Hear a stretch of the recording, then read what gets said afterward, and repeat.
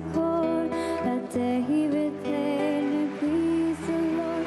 You don't really care for music, do ya? Well, it goes like this: the fourth, the fifth, the minor fall, and the major lift, the baffled king composing hallelujah, hallelujah, hallelujah,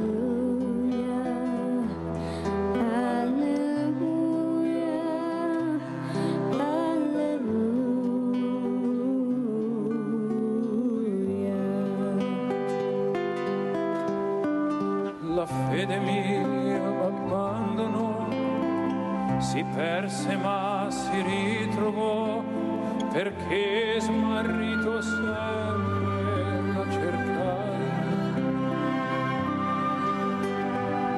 Bellezza, incanto e nostalgia ferirono la mente mia, che in lacrime gridava un alleluia, alleluia, alleluia, alleluia.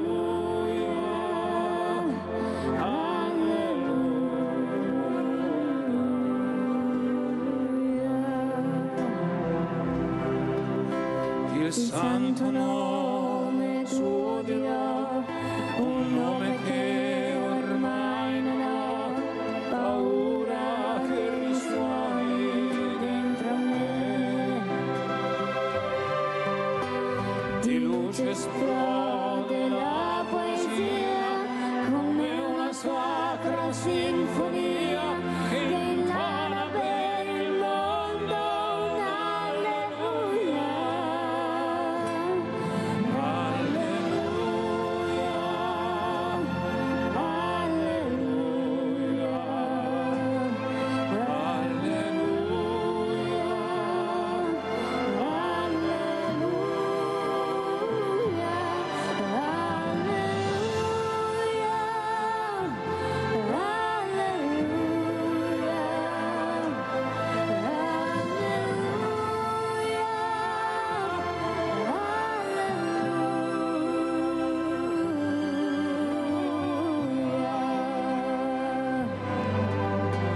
I did my best, it wasn't much, I couldn't feel, so I tried to touch.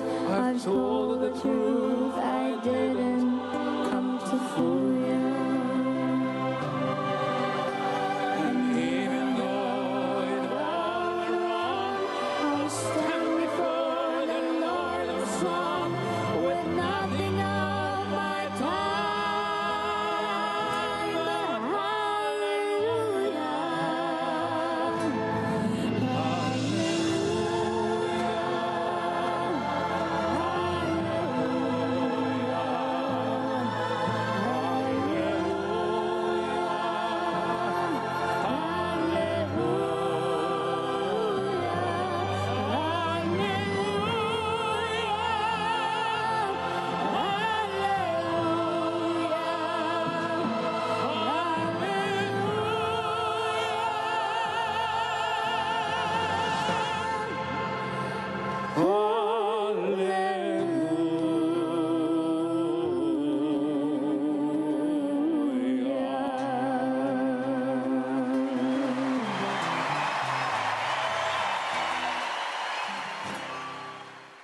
Virginia Andrea Bocelli in questa meravigliosa canzone con delle parole incredibilmente valide, specialmente questa mattina per questa puntata. La fede mia se ne sta andando, veramente la nostra fede se ne sta andando, alleluia, un'altra guerra che sta partendo, una guerra molto pericolosa, popoli che non hanno più niente da perdere, perciò chissà cosa succederà e noi qui fermi a guardare. Va tutto bene, non c'è problema, mi non vo combatta, non mi tocca, invece ci tocca. Ne parleremo questa mattina, abbiamo in presenza Nicola Talmi, segretario veneto, Sindacato Lavoratori della Comunicazione, buongiorno. Confederazione Generale Italiana del Lavoro, grazie a Talmi di essere qui. Salutiamo anche l'onorevole Rachele Scarpa, Partito Democratico. Buongiorno onorevole, grazie di essere qui anche lei. Finalmente gli onorevoli arrivano, perché sono molto impegnati quando chiamo, sai, i sindaci arrivano, ma gli onorevoli sono molto impegnati, perciò mi fa piacere che li rappresenti questa mattina una donna, soprattutto una figura, una persona femminile, diciamo così, perché qua c'è ancora la divisione tra uomo e donna nel 2023 che non dovrebbe esserci, ma soprattutto parto proprio da lei. Cosa sta succedendo? Come vede la situazione? Io ieri parlavo con degli ospiti, ci sarà un autunno caldissimo, dicevo prima a Nicola Talmi, io avendo un banco solidale e toccando veramente la povertà con mano tutti i mercoledì, vedo che le cose non stanno andando per niente bene, non arrivano neppure alla prima settimana del mese. Prego onorevole. Mi scusi, non ho capito bene, lei mi sta chiedendo rispetto al territorio, cosa sta vedendo a questa Italia, visto che è a Roma, è onorevole, cosa sta succedendo a Roma, perché qua sentiamo poco i fischi di Roma, le urla di Roma, ecco, i tremiti, le paure. Qui viviamo in un altro mondo, onorevole, forse. Roma talvolta può sembrare un po' una bolla. Diciamo che nei prossimi giorni discuteremo la nota di aggiornamento al documento di economia e finanza, dove purtroppo insomma la previsione che si fa di capacità del nostro paese di incamerare risorse e quindi poi di poterle spendere è probabilmente sovrastimata e non lascia ben sperare. Diciamo che questo governo in questo momento a me non sembra che stia mettendo in campo delle risposte adeguate per rispondere a quelli che saranno molto a breve i bisogni dei cittadini. Veniamo, insomma, lo sa anche lei Mirella, da un periodo in cui il costo della vita è molto aumentato, l'inflazione si è mangiata nell'ultimo anno il 6% del potere d'acquisto degli italiani e le risposte a livello strutturale purtroppo sembra che non arriveranno anche questa volta. C'è stato nella scorsa legge di bilancio un taglio del cuneo fiscale che ha un pochino consentito di attenuare la cosa, ma adesso anche solo le risorse per rinnovarlo, magari aumentarlo un po' e renderlo strutturale, probabilmente non ci saranno, così come per la nostra sanità pubblica. Quindi diciamo che anche noi l'altro giorno, ne approfitto insomma visto che c'è qui in studio con lei Nicola Talmi, come forze di opposizioni, forze come sindacati, come CGIL, come associazioni, come società civile, siamo voluti scendere in piazza in tante persone proprio per questo, perché il timore è che non arriveranno le risposte che servono a quelli che sono proprio i bisogni materiali delle persone, che sono anche arrivare a fine mese, che sono mettere insieme il pranzo con la cena e riuscire a vivere bene, ad esempio, del proprio lavoro. C'è tutta una battaglia in questo momento in corso in Parlamento anche per il salario minimo, che però non sembra voler trovare da parte del governo l'intenzione di essere portata avanti. Ci sono persone in Italia che lavorano 8 ore al giorno, se non di più, e comunque non arrivano a fine mese e stiamo attendendo settimana prossima che si discuta questa proposta che il governo ha voluto delegare al CNEL un po' per fuggire, credo, da questa discussione, come ha fatto in Parlamento negli ultimi mesi. Quindi sì, la situazione sicuramente non è serena, non è distesa. Poi mi dirà anche lei le impressioni che si hanno dal territorio. È vero, però è anche vero che qualcuno sa che l'Italia è un popolo di rassegnati, tanto è vero che non abbiamo una rivoluzione nella storia e loro lo sanno benissimo e ci giocano. E come ci giocano, onorevole? Perché quando io penso che ho anziani, diversamente giovani come li chiamo io, che chiedono umilmente con le mani giunte un pacchettino di caffè, dopo una vita di lavoro, dopo stenti, e se siamo diventati così bravi e belli è merito loro del lavoro che hanno fatto, non pagati, perché si ritrovano pensioni da 500-600 euro perché qualcuno non ha messo i contributi, questa è la verità. Ecco, però hanno yacht fantastici, perché quella è l'altra pagina. Non abbiamo soldi per gli operai, ma abbiamo soldi per fare quello che vogliamo noi. Basta vedere la nautica come sta andando. Ma quello che mi spaventa, onorevole, è il silenzio da parte di un'opposizione che dovrebbe fare le barricate, nel vero senso della parola, perché il Paese non può reggere in questa situazione. Noi non possiamo, adesso c'è la guerra, cresce il petrolio, perché parlava con Nicola, adesso invito Nicola a commentare, aumenterà sicuramente il petrolio, perciò la benzina, la vita sempre più cara, ma chi paga le conseguenze sono le fragilità, quelli che non ce la fanno. Allora diciamo alle persone di non riscaldarsi, perché non bisogna superare i 18 gradi, io ho anziani che telefono 3 paia di pantaloni, 5 maglioni, però si fanno gli attici con la piscina, ecco, e poi la vasca da bagno che è un'altra piscina, e quando entri anche in certi uffici 30 gradi. C'è qualcosa che non torna, cioè il silenzio degli innocenti, proprio nel vero senso della parola, è un silenzio assordante che qualcuno dovrebbe imparare e iniziare ad ascoltare, perché ricordatevi che è una bomba a orologeria. Se scoppia questa bomba a orologeria, guardate che non ce n'è per nessuno. E chi è che sta dando i segnali? I giovani. I giovani stanno dando i segnali perché sta in ballo il loro futuro. Prego, Atalmi. Sì, la situazione è veramente di forte tensione. Pensate solo che, insomma, col potere d'acquisto perso in un anno, una persona che prende uno stipendio di 1.500 euro è come se ne prendesse uno da 1.390 euro, perché 110 euro li ha persi per l'inflazione.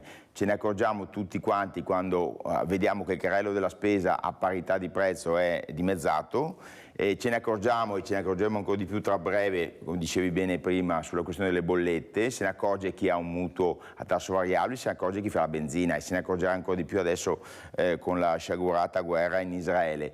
E quindi la situazione è di grande difficoltà, perché se io ho un locale, faccio fatica senz'altro, ma magari se mi aumentano i costi alzo i prezzi, rischiando di perdere clienti. Se io sono un lavoratore dipendente o un pensionato, se si alzano i prezzi non posso fare nulla. Adesso vedremo, in pompa magna hanno presentato questa soluzione del carrello tricolore che doveva fermare l'inflazione negli ultimi 3 mesi dell'anno. Chiunque di noi stia andando a fare la spesa si accorge che non è cambiato assolutamente nulla, anche perché va ricordato che l'inflazione che noi stiamo vivendo non è un'inflazione da crescita come c'è stato in passato in Italia negli anni del boom. È un'inflazione da speculazione semplicemente, ma guardate, ce ne accorgiamo molto semplicemente che è da speculazione, perché quando il petrolio sale, la benzina e il gasolio salgono immediatamente.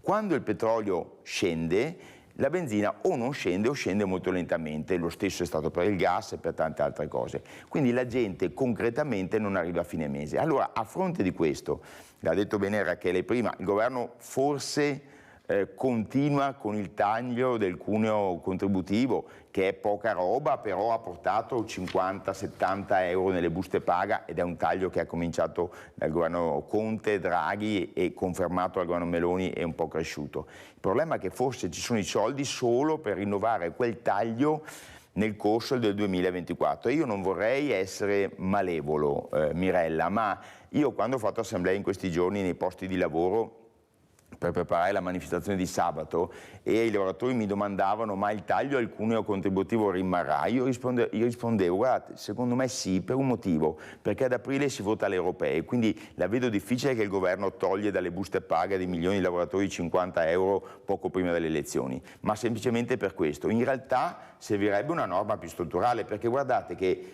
noi abbiamo i salari più bassi, che sono cresciuti meno di tutta Europa.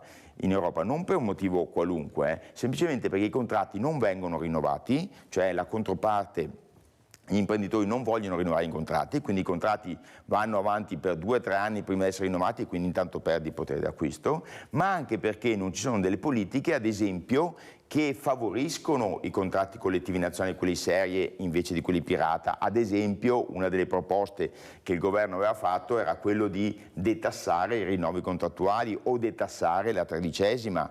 E in realtà pare che le risorse non ci siano nemmeno per questo, però ci sono state le risorse per alzare la flat tax fino a 86.000 euro per i lavoratori autonomi. Allora, un lavoratore autonomo nel corso dell'anno prossimo, e non stiamo parlando del piccolo lavoratore autonomo che prende 20, 30, 40 mila euro, stiamo parlando di 85, 86 mila euro, ok? Quindi una soglia piuttosto alta. Storia. Ecco, quelle persone lì, nel corso del prossimo anno, quelle persone, non quelli che prendono 20, 30, quelli che ne prendono 85, risparmieranno quest'anno di tasse dai 4.000 ai 6.000 euro che gli rimarranno in tasca, perché con la flat tax pagheranno meno tasse. Allora io dico, è vero che in Italia le tasse sono alte, ma sono alte per chi le paga, e chi le paga sono i lavoratori dipendenti e i pensionati, perché glieli trattengono alla fonte, molto semplicemente. Allora forse andava fatto un intervento per abbassare le tasse sugli stipendi. Rinaldo da Venezia, vai Rinaldo. Mirella, e buongiorno ai tuoi ospiti. Quello che ti dici cattivi, Mirella, è non giusto, di più, perché dopo chi che paga tutto è solo chi è povera gente. Purtroppo l'opposizione, ti direi io, non esiste, perché il governo fa quello che vuole, nessuno, anche gli altri pensionati che non avevamo, gente che sta male, bene in piazza come si fa in Francia, a miele, a gente mia a volta per cambiare robe. Tutti parlano per i bar, però nessuno fa niente. Una volta andare in piazza e con le bandiere, dare ai soldi i suoi problemi. Adesso tutti quanti vanno alla televisione, e parla, ti dà ragione, ti dà torto. Bisogna andare in piazza, l'opposizione, date a fare l'opposizione, ma forza. Adesso comanda loro, ma che non hanno zero. Il 30%, 28%, e all'ENA il 7%, il 15%, Forza Italia il 7%, dice abbiamo maggioranza, ma la maggioranza è cosa? Del 50% che non va a votare. Ma vergogniamoci, devo Conte di Mirella, diamo un aiuto per i poveretti, alla gente che ha bisogno. Allora Mirella, dovevo pensare, adesso che sei vicina il Natale, il banco solidale tuo potrebbe fare un numero di telefono e chi che vuole per comprare il panettone alla povera gente per andare e aiutarli, dargli 1 euro, 2 euro, 3 euro, quello che vuol dargli, in anonimato, va bene, e dopo andare, fare case, ti dà qualcosa per scaldarli, ti dà il panettone di te, qualche giocattolo, e chi che vuole, secondo la sua possibilità, anche 1 euro. Ti lo metti da parte e per Natale ti fa fare un Natale bello, tranquillo, senza problemi e al caldo. Se non si può farlo, questo banco solidale, i veneti, tu va bene, aiuta i veneti che ha bisogno. Come chi Voglio dire a Marco, pubblicità, Rinaldo, ascolta Rinaldo, è vero quello che dici, però è anche vero. Rinaldo, devo correre perché sennò sai c'è anche la pubblicità, non ce la faccio. Buongiorno ai tuoi ospiti. Grazie Rinaldo, è anche vero, come io ti ripeto sempre, lo dico perché voi sapete che io racconto tutto davanti alle telecamere, non ho il bavaglio, è quello che succede. Purtroppo i poveri danno fastidio, gli anziani danno ancora più fastidio. Questa è la verità, sono diventati invisibili. Tanto c'è il mondo del volontariato che si occupa di loro e la politica se ne lava le mani. Ti sembra che forse se qualcuno avesse capito in tutti questi anni che c'è questo problema veramente da combattere, che è dare dignità a queste persone? No, cosa hanno fatto? Hanno messo gli uni contro gli altri, i poveri contro i poveri.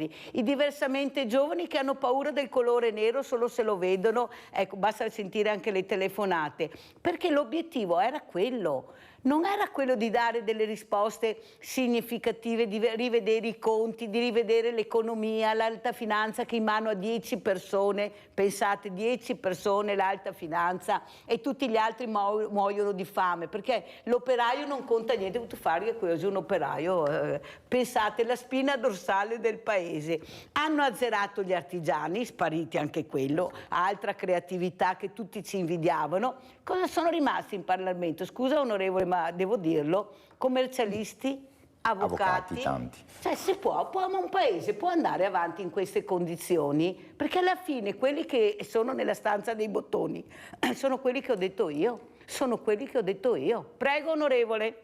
Sì, dai, poi ci sono anch'io, Mirella. Sì, ma non nella stanza dei bottoni, onorevole, una bella differenza. Però guardi, ne approfitto e riprendo una cosa che diceva il signor Rinaldo, anche per insomma dargli qualche elemento sull'opposizione. Ha ragione, cioè, è vero che talvolta si sente un po' poco l'opposizione. Io devo dire che anche a proposito di chi sta o meno nelle stanze dei bottoni, però in questo momento il Parlamento è molto sacrificato, cioè per quelli che sono i numeri, sia alla Camera che al Senato, che vedono un governo che, come diceva giustamente Rinaldo, non ha la maggioranza dei voti in assoluto degli elettori in questo momento, ma che per quella che era la legge elettorale ha una maggioranza molto forte in Parlamento, in questo momento sta lasciando pochissimo spazio alla discussione, pochissimo spazio al lavoro parlamentare e quindi alle opposizioni. Noi ci stiamo trovando ogni settimana praticamente a votare la fiducia al governo, che vuol dire trasformare dei decreti in leggi senza però fare tutto quel processo un po' più lungo di discussione parlamentare, dove poi di solito le opposizioni in teoria fanno sentire le loro controproposte, e quindi probabilmente ha ragione il signor Rinaldo, dovremmo farci sentire anche molto di più nelle piazze e dovremmo essere anche un pochino più combattivi, sicuramente. Io su questo sono d'accordo. E poi sono d'accordo anche con il discorso che facevi tu, che hai parlato di guerra tra poveri. In tutto questo, mentre insomma le famiglie sono in difficoltà, gli anziani sono in difficoltà, la risposta con cui si cerca di tenere tutti buoni e forse non farli scendere in piazza è raccontargli la storia dell'immigrato brutto e cattivo. Ve lo dico io, la storia del granchio blu abbiamo, quello è il problema che hanno, il granchio blu. Abbiamo Paola da Campo San Piero, vai Paola. Ciao Mirella, buona giornata. Grazie anche a te. Ecco, si parla proprio questi giorni rispetto anche a guerra di democrazia, ma la democrazia non sbaglia mai, perché c'è da dire anche questo, la democrazia non sbaglia mai. Qualsiasi decisione che prende, anche discutibile, non sbaglia mai. Ecco, questa è una cosa importante. Dopo San Marchione, visto che stamattina si parla anche del lavoro, che è il San Napolitano, che dava il suo Monti, che era portato in pensione da 60 a 61, se lei era 67, e gli ha provato a togliere in mega cavallando meno soldi, tutte queste robe qua. E poi decide in Parlamento, non sbaglia mai. L'altra mattina parlava dell'Agorà, di Socrate, eccetera. Socrate discuteva anche per le strade, non solo nell'Agorà, con Platone, discuteva per le strade. Ecco. E per cui, non per dare una stoccata a chi parlava l'altra mattina, ma inutili, se vuoi evitare per certe persone discussioni inutili. Primo il giudice che ne ha liberato 3, un altro sì, perché il diritto internazionale da essere protetti, che non so quanti che ne arrivai, succede tutta sta cagnara, un percentuale in più dei voti nei sondaggi e che robe là. Non è concepibile queste cose qua, veramente fa venire da vomitare. Grazie Paola, devo correre perché sennò siete troppo lunghi, non ce la faccio, anche la pubblicità. Grazie Paola, comunque sei stata molto chiara. Nicola Talmi, questo è il settore, ecco, che voi vi confrontate con i cittadini. Dice una cosa giusta, a me sembra che la politica molto spesso stia lì a vedere i sondaggi di Mentana del lunedì sera, dove una forza politica ha più 0,1, l'altra più 0,2 e l'altra meno 0,1. In realtà i politici sembrano tutti presi da fare dichiarazioni roboanti sulla soluzione dei problemi. Uno fra ultimi è quello senz'altro dell'immigrazione. Pareva avessimo risolto tutto prima col blocco navale, poi andando in Tunisia a trattare, poi col decreto Cutro, eccetera, eccetera, e la situazione non è cambiata minimamente. E tra l'altro pareva dovessimo fare i duri con l'Europa, e invece siamo stati messi in fila anche dall'Europa. E assieme a questo sentiamo dichiarazioni roboanti, appunto l'ho detto prima, il carrello tricolore, fermeremo l'inflazione, aiuteremo i soggetti più deboli. E in realtà la sensazione invece è esattamente l'opposto. Pensate solo al fatto che alcune forze politiche erano andate alle elezioni dicendo cambieremo la riforma Fornero, la modificheremo, e il tavolo diciamo, di trattativa sulla riforma pensionistica è stato proprio chiuso, nel senso che è stata chiusa la sala dove si facevano le trattative, perché non ci sono soldi e si pensa di continuare così. Io che frequento molto le fabbriche e mi accorgo che ormai l'età media si alza sempre di più, e pensare che nel nostro paese si possa tendenzialmente andare in pensione tutti a 67 anni è una follia.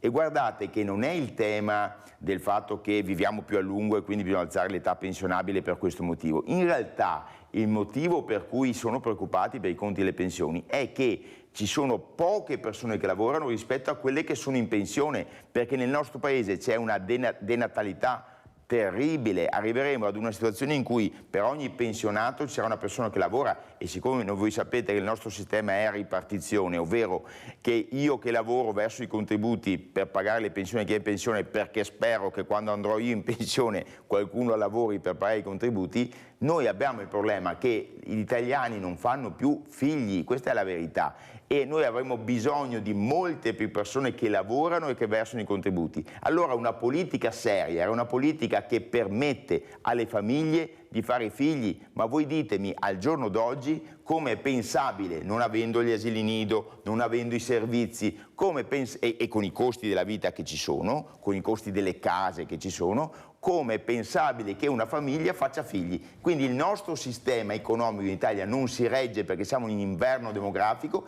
e nessuno fa niente per invertire questa tendenza. Allora andiamo a vedere questo servizio categorie produttive su immigrazione, poi lo commentiamo con l'onorevole Rachele Scarpa.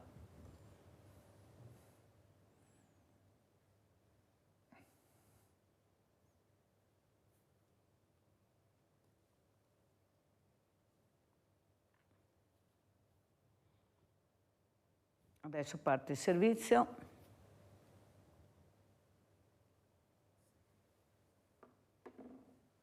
Allora, intanto che parte il servizio, onorevole, come commenta le parole di Nicola Talmi?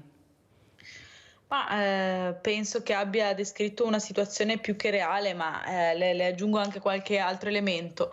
Anche se noi domani cominciassimo, tutta la mia generazione, no, io ho 26 anni, se tutta la mia generazione cominciasse domani a fare dei figli e a farne 2 o 3 a testa, cosa assolutamente surreale, glielo posso garantire, noi prima di 18 anni non avremmo persone pronte al lavoro e quindi che possano risolvere tutto il problema molto grande delle pensioni a cui accennava giustamente Nicola.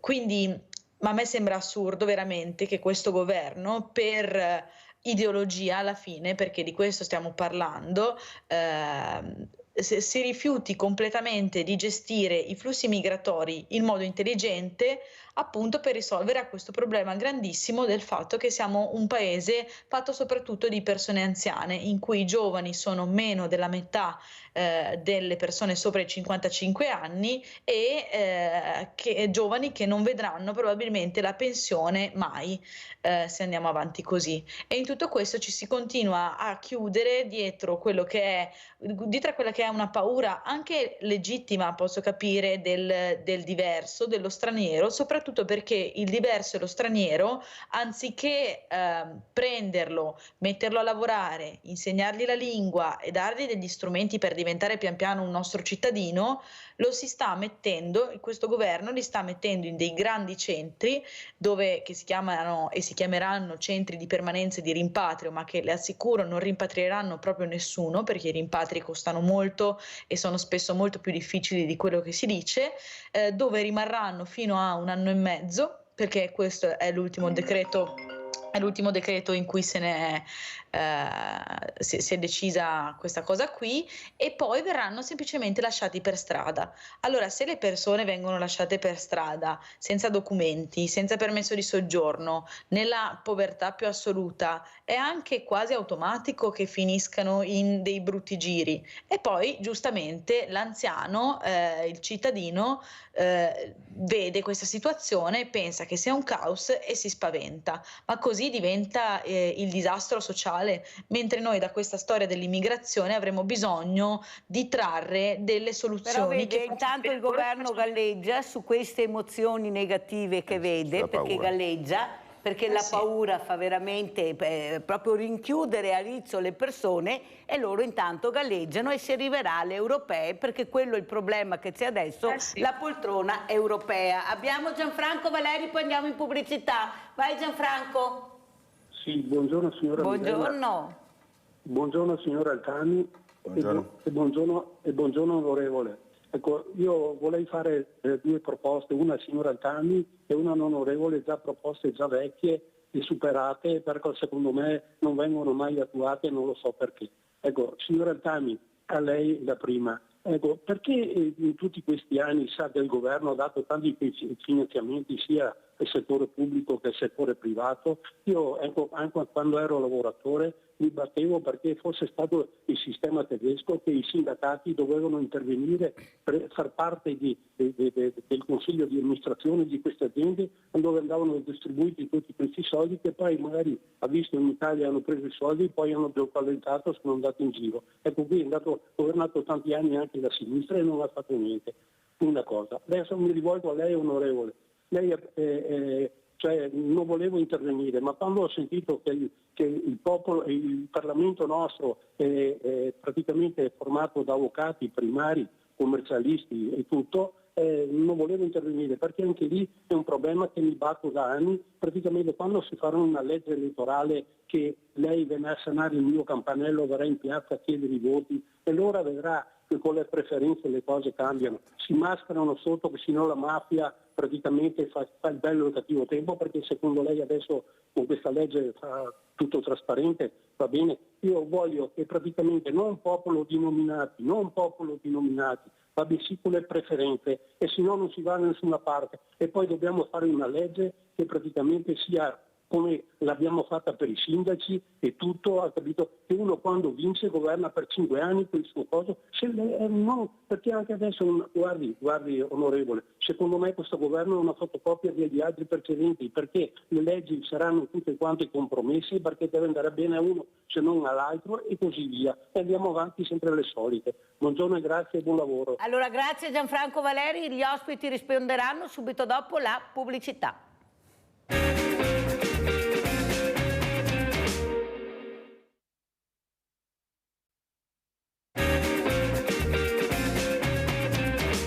Abbiamo Riese Piodecimo in linea, ciao! Ciao Mirella! Ciao!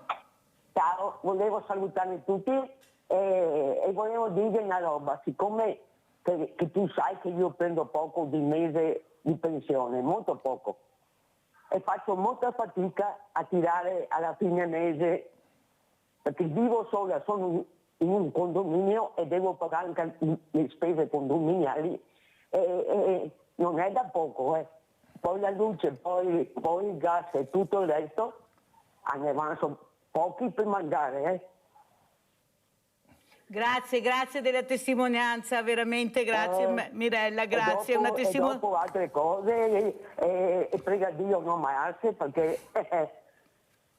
Fate bene a testimoniare quando ci sono anche questi rappresentanti politici, perché sono molto importanti, non sono di sicuro gli ultimi, anche se a mio avviso, come diceva prima giustamente, penso Rachele Scarpa, che forse dovete essere più visibili e muovervi di più. Scusi se glielo dico, ma sente le telefonate, cioè non è che devono chiamare Sveglia Veneti per riuscire a sentire la loro voce, ad essere ascoltati. Non è possibile, nel territorio non c'è niente, non c'è l'ascolto. I comitati di quartiere che sono stati eliminati servivano tantissimo, servivano tantissimo, i consultori. È stato, secondo me, non so se è d'accordo onorevole Scarpa, tolto quella che era il sangue, la linfa vitale delle persone, ecco, la loro voce. Allora in consiglio comunale non puoi parlare, non so chi che ha messo sta roba, cioè non so perché non si può parlare, magari dei rappresentanti, ma sentirli. Province, io ci sono, non so neanche cosa siano, onorevole. Le pari opportunità in 13 anni, le ho a 20 metri, non le ho mai viste una volta. Allora non possiamo dire solo da una parte politica, una volta, e sì, le ho invitate qua, onorevole, veniamo a trovarvi. Sì che un banco solidale avrebbe tanto da offrire anche alle pari opportunità. Zero. Un panettone, come diceva il nostro Rinaldo, mai arrivato. Forse una volta da Muraro uno, una volta forse. Politici vengono tutti i martedì ogni 15 giorni, neanche uno che passi a vedere il banco solidale. Capisce che poi i cittadini e quelli che frequentano vedono queste cose. Pensi che siamo l'unico banco alimentare all'interno di un ente pubblico in Italia. L'unico.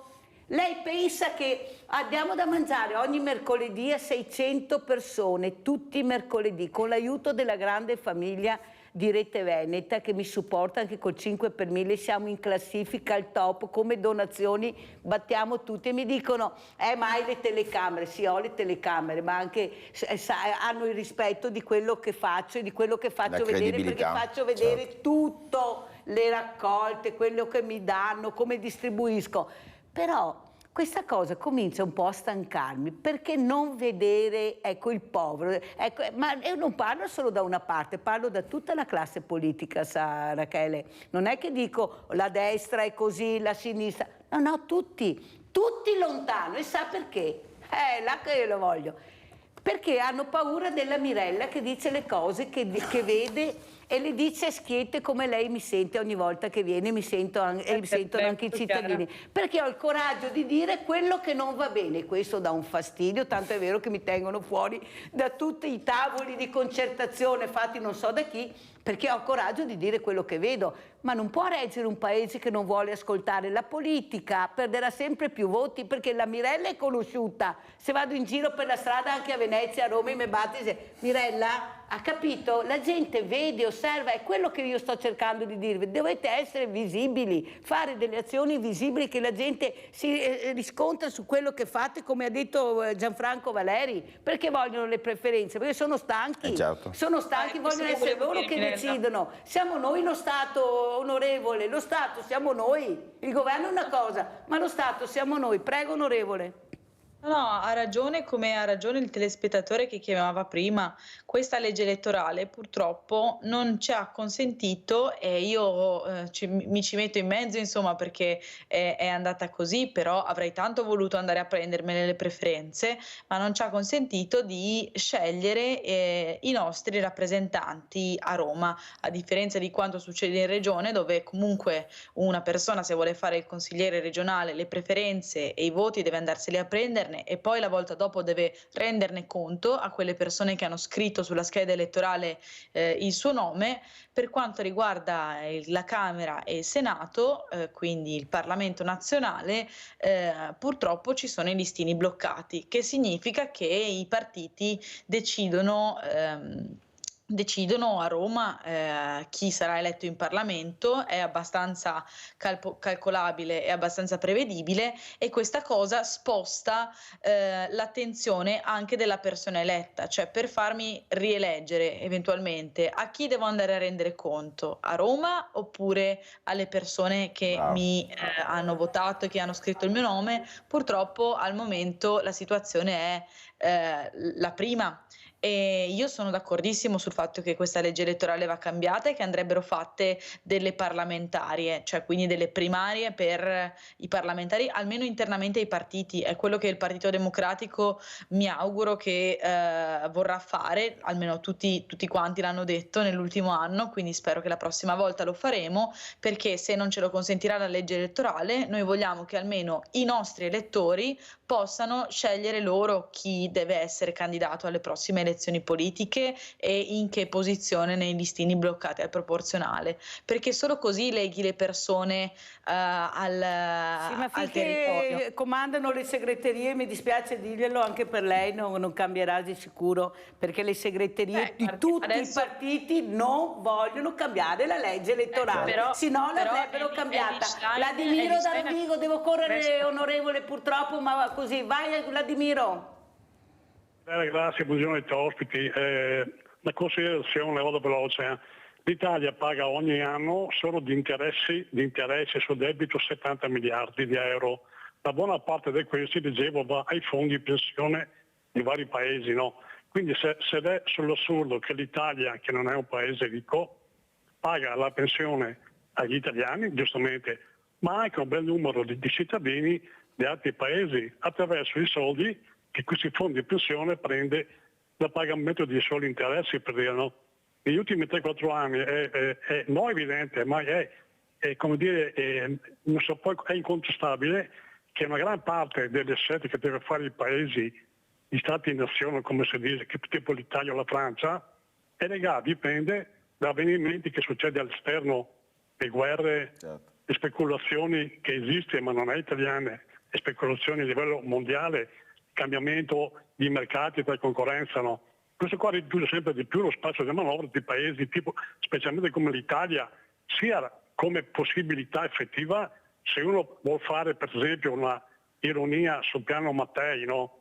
Può fare, perché l'Italia non ha i mezzi per imporre nulla in Africa, ma anche come soldi, cioè ormai è veramente pochi soldi che si può gestire. È chiaro che se è un partito o un sindacato che può avere più ragione di altri, 5-6 miliardi investiti in un modo o in un altro, può cambiare un po' le cose, ma qualsiasi partito che possa andare al governo, quelli ormai è i soldi, le sostanze, le ricchezze che si può avere. Mi credo che l'unica vera solidarietà è superare lo Stato-nazione e che si arrivi a uno Stato, ma che sia però vero e proprio più grande.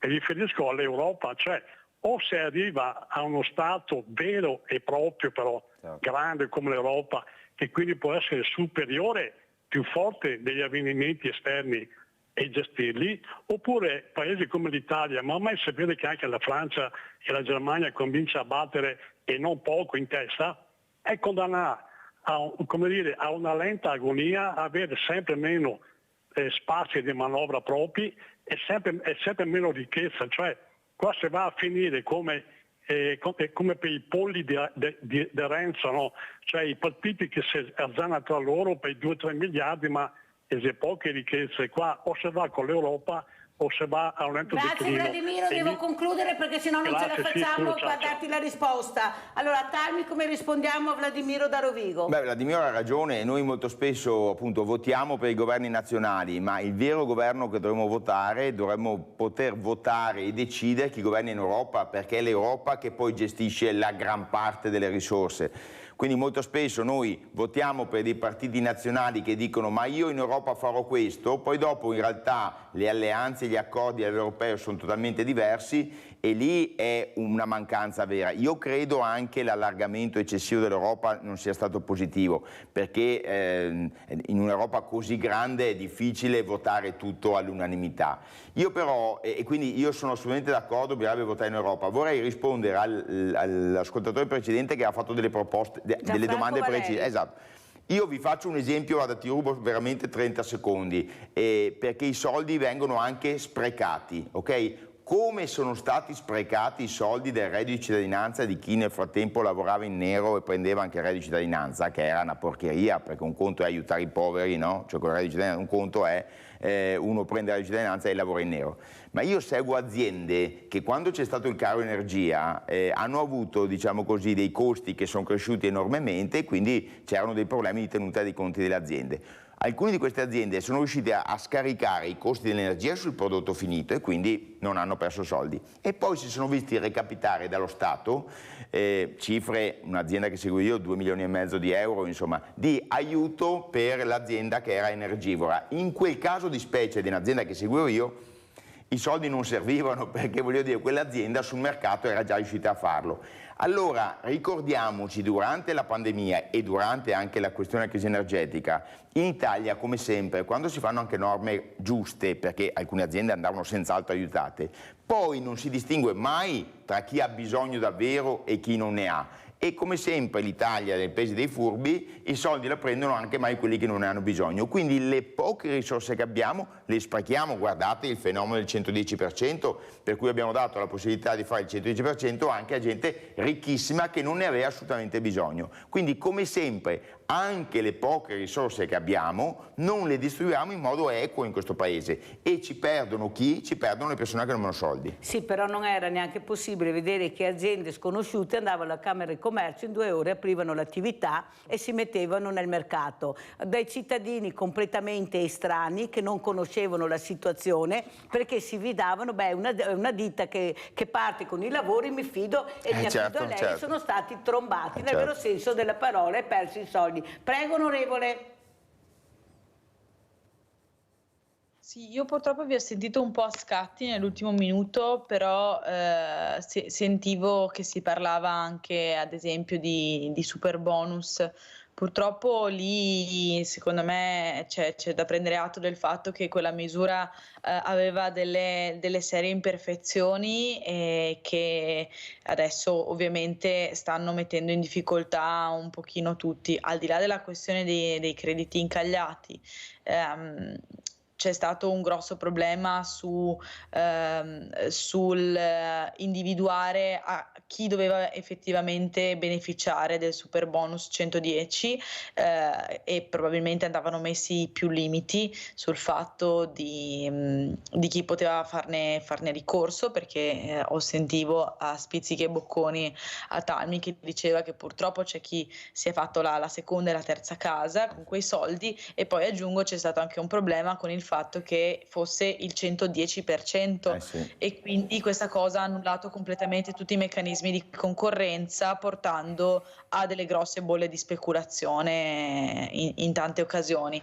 Quindi diciamo che adesso non mi sono persa il come siete arrivati a questo argomento, però diciamo con Vladimiro da Rovigo, poi ve lo spiegheremo dove veramente ha criticato anche il sistema, che è un sistema anche informatico che non andava bene, ma si sapeva, onorevole, è inutile che vengano a dirci ma perché l'INPS è stato delegato a dare questo reddito di cittadinanza, perché era un business. Posso dire su questo, il reddito di cittadinanza, siccome le domande le facevano in CAF da noi ci ricordiamo perfettamente che il governo di allora, che va ricordato era Lega e 5 Stelle, avevano dato il mandato che noi non dovevamo fare nessun controllo e mandare avanti le pratiche, perché poi l'INPS avrebbe fatto controlli poi alla fine. E cosa è risultato? Un sacco di abusi e di truffe intorno a uno strumento che, ribadisco,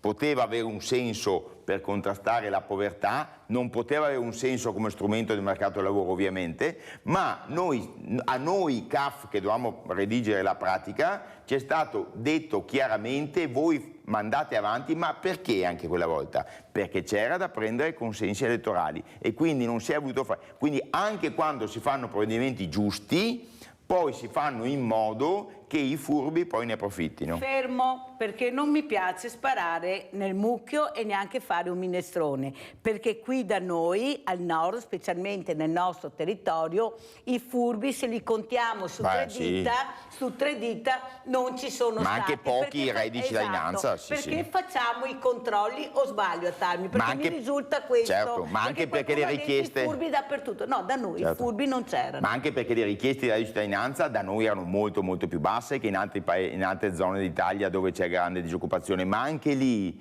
voglio dire, il reddito di cittadinanza è intervenuto aumentando il lavoro nero invece di combatterlo, perché se non c'erano controlli uno percepiva il reddito di cittadinanza e continuava a lavorare in nero, che è il dramma del nostro paese. Onorevole, prego. No, questa situazione, questo è sicuramente vero.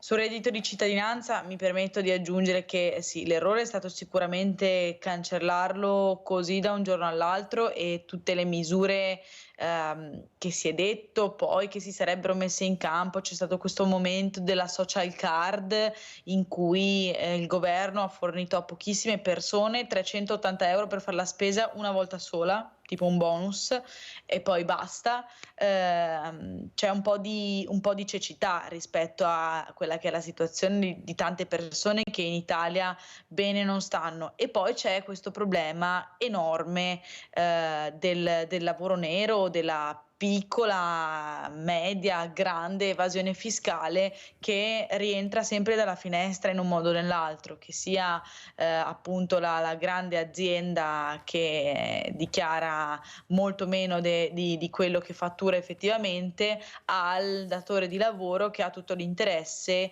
a non pagare del tutto regolarmente i suoi dipendenti, al lavoratore che talvolta, anche a suo stesso svantaggio, senza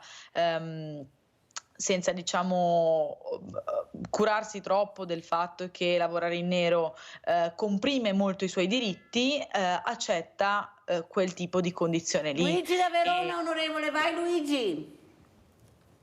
Buongiorno, grazie. Prego. Ecco, ha parlato molto bene il sindacalista, però il reddito di cittadinanza all'inizio non era fatto così. Fu dopo 6 mesi che dissero datelo a tutti, quando la sinistra, la PD, fece la campagna che era stato dato solo a 500.000 persone e quindi dopo 6 mesi lo dettero a tutti. Ed è assurdo, perché se io faccio la domanda di pensione va all'INPS, l'INPS mi controlla e dopo mi dà l'ok. È una cosa.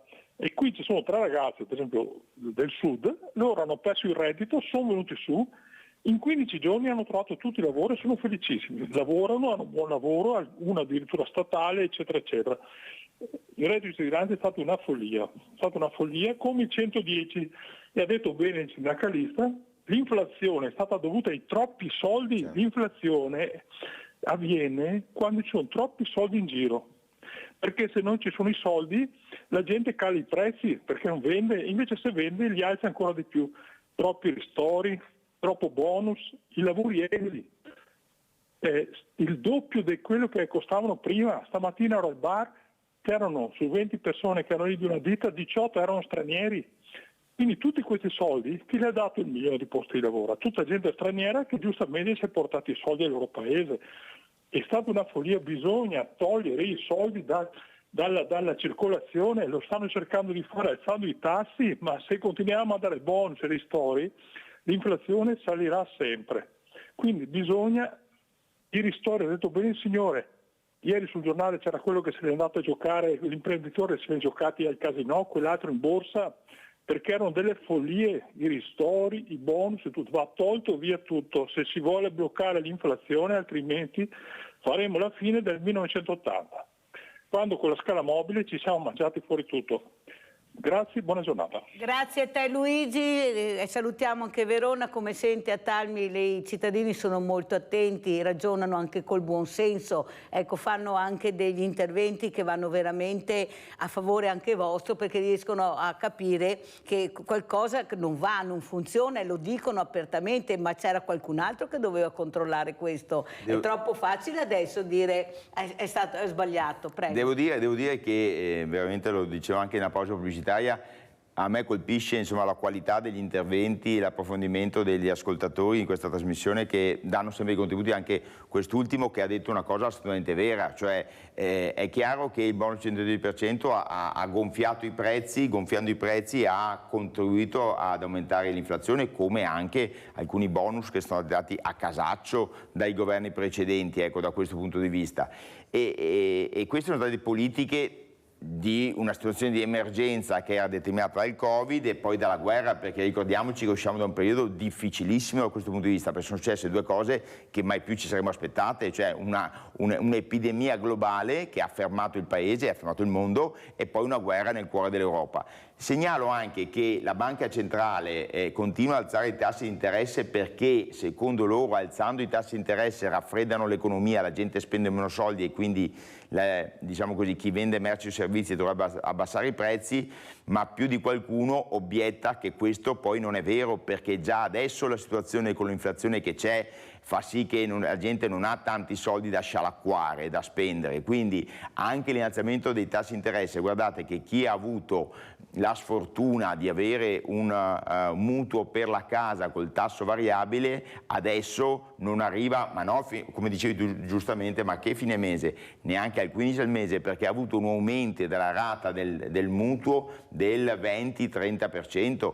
Quindi la situazione attualmente è fuori controllo, anche per questo, perché i tassi di interesse così alti, chiunque abbia bisogno di un prestito o anche solo per finanziare la propria attività, paga un prezzo molto alto. Questa situazione sta ingenerando ulteriori crisi e si rischia di andare su una recessione. Ricordiamoci che l'Italia dopo il Covid è il paese che ha rimbalzato meglio rispetto alla crisi all'inizio, e poi è arrivata la crisi della guerra in Ucraina, le sanzioni che tutti ormai dicono hanno danneggiato più l'economia europea che quella russa e non hanno fermato quella guerra di invasione della Russia nei confronti dell'Ucraina, e queste cose le stiamo pagando noi, le sta pagando il nostro anche sistema produttivo. Io vengo dalle aziende, le assemblee che sto facendo nelle aziende, e c'è una frenata soprattutto nell'export, e l'export è la vera forza del Veneto, che ha sempre lavorato molto con i mercati stranieri, e adesso con la Germania in crisi com'è, noi che viviamo molto di subfornitura della Germania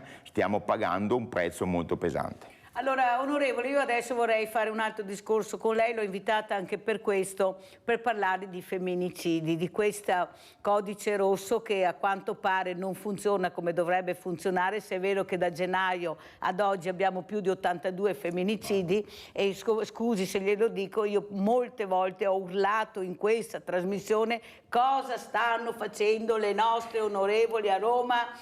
C'è ancora la donna che se ne deve andare di casa con i figli in una comunità protetta e la casa rimane all'uomo. È una vergogna, onorevole, è l'uomo che deve essere portato via. Pensate ai traumi, io li vivo, onorevole. Ho i ragazzini che scappano dalle comunità, che ritornano a casa, li trovano fuori dalla porta di casa. Vogliamo capire che dovete muovervi in favore delle donne e dare degli strumenti, ma veramente subito, immediatamente, per impedire a queste io chiamo menti malate, perché non può essere che uno fa a pezzi una donna e dopo si dice no, non è malato, ha avuto il rapto. Dovete muovervi, onorevoli, noi non ce la facciamo più, le denunce non bastano più, 8 denunce ancora a casa e vai. Prego, onorevole. No, sì, Mirella, guarda, ti ringrazio per aver portato questo argomento. Io sono anche intervenuta in aula sulla discussione rispetto al codice rosso, perché purtroppo è vero, non funziona. Spiego brevemente per i telespettatori a casa. Adesso si è rimodificato il codice rosso che aveva istituito l'allora ministro Bongiorno della Lega, che stabiliva che se entro 3 giorni un giudice, un pubblico ministero, insomma, riceve una segnalazione di violenza e non sente subito la vittima per raccogliere informazioni, allora la procura può revocare il fascicolo, assegnarlo a qualcun altro, oppure semplicemente tenerselo e capire cosa farsene. Questa con l'idea, diciamo, di accelerare la procedura con cui il pubblico ministero parla con la vittima di violenza, perché ci si è resi conto che una donna denunciava e poi trascorrevano mesi, giorni e giorni e giorni in cui quella donna era effettivamente in pericolo prima che anche solo qualcuno le chiedesse qualcosa. Purtroppo si tratta di una modifica che è una modifica semplicemente della procedura, che non cambia tanto la realtà dei fatti, anche perché purtroppo quando una donna denuncia una violenza, spesso ancora prima di avere che qualcuno prenda in carico la sua situazione, si trova a parlare con forze dell'ordine, professionalità del mondo della giustizia e operatori vari che non sono formati adeguatamente per ricevere questa situazione. Tante volte la denuncia di una donna viene sminuita oppure viene trattata. Sì, ma onorevole, quello è quello che si sa. Voi cosa state facendo in questo momento? Adesso ci sono diverse proposte di legge del Partito Democratico per far fronte a questa situazione. Da un lato bisogna rafforzare le misure cautelari e finanziare le strutture che danno servizi alle donne che sono in pericolo, quindi quelli che adesso sono i vari centri antiviolenza, che sono molto poco finanziati, che non hanno le risorse per prendere in carico tutte le richieste, sicuramente vanno finanziati meglio. E poi va fatta un'operazione gigantesca di formazione degli operatori che entrano in contatto con le donne vittime di violenza e dei giudici e del personale delle forze dell'ordine, perché troppe volte la voce delle donne rimane inascoltata, e poi questo sembrerà una roba che magari non risponde all'immediato, ma secondo me è importantissima. Bisogna iniziare a parlare del rispetto delle donne, di educazione all'affettività e alla sessualità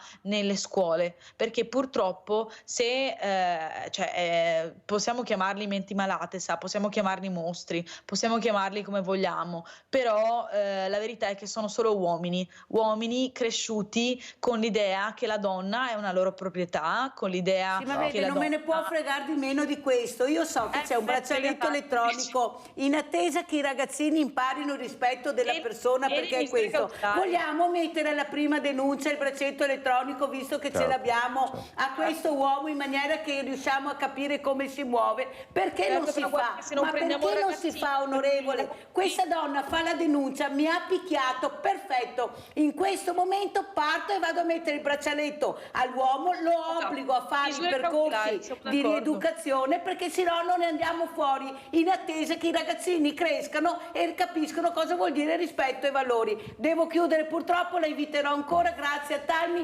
grazie all'onorevole Rachele Scarpa. Pubblicità. Grazie. Arrivederci. Arrivederci.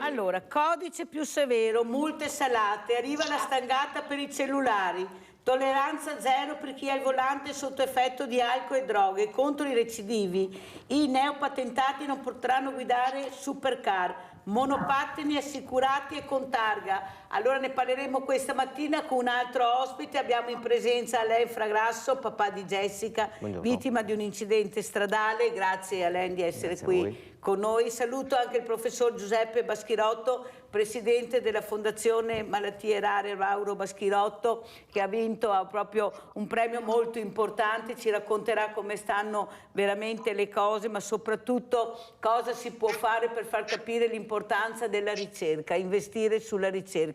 Eppure il Covid avrebbe dovuto aver fatto storia, aver fatto capire l'importanza della ricerca, dei vaccini che sono arrivati, anche se ci sono ancora perplessità, ma la maggioranza si è vaccinata. Ne parleremo col professore Baschirotto. Allora partirei proprio da Alain. Alain, cosa ti sembra di questo codice più severo che ho letto? Secondo te è più severo? È una buona cosa? Allora, che sia più severo, sì, sicuramente.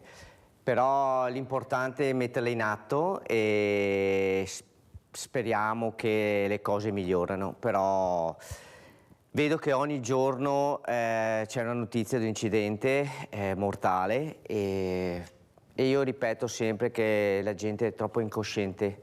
Ci sono 3 punti fondamentali di questa incoscienza, ed è l'alta velocità, la distrazione, che è il cellulare, e sotto di alcol e stupefacenti. Questi sono 3 punti fondamentali che bisogna risolvere subito e speriamo che con questa legge ci siano meno incidenti. Però sempre questo come col codice rosso. Codice rosso però non funziona. Esatto. Ecco, questa severità, però noi ci mettiamo la mattina sulla strada e non vediamo tutta questa paura con le nuove regole. Non so se sono solo io, esattamente, ma è questo. Allora adesso invece andiamo a vedere, andiamo a Rimini, questa premiazione è il discorso di Baschirotto e poi sentiamo e commentiamo. Andiamo a sentire. Discorso Baschirotto, premiazione Rimini. E che cosa devo dire? Che abbiamo assegnato un premio meraviglioso ad una persona eccezionale, pensate che è stata l'unica persona al mondo che è riuscita a entrare nel cervello, a curarlo con la terapia genica. Quindi la prima sperimentazione mondiale del sistema nervoso centrale. Questo è un risultato strabiliante, unico, che poi è anche un progetto nostro che è partito dal lontano 1992, finanziando il San Raffaele di Milano per più di 11 anni, e poi il progetto è stato preso in mano da Teleton per portarlo a conclusione. Quindi questo risultato è veramente una cosa incredibile. E abbiamo celebrato allora a posteriori un matrimonio particolare, il matrimonio del ricercatore con la ricerca. Ha sposato più la ricerca che la moglie forse.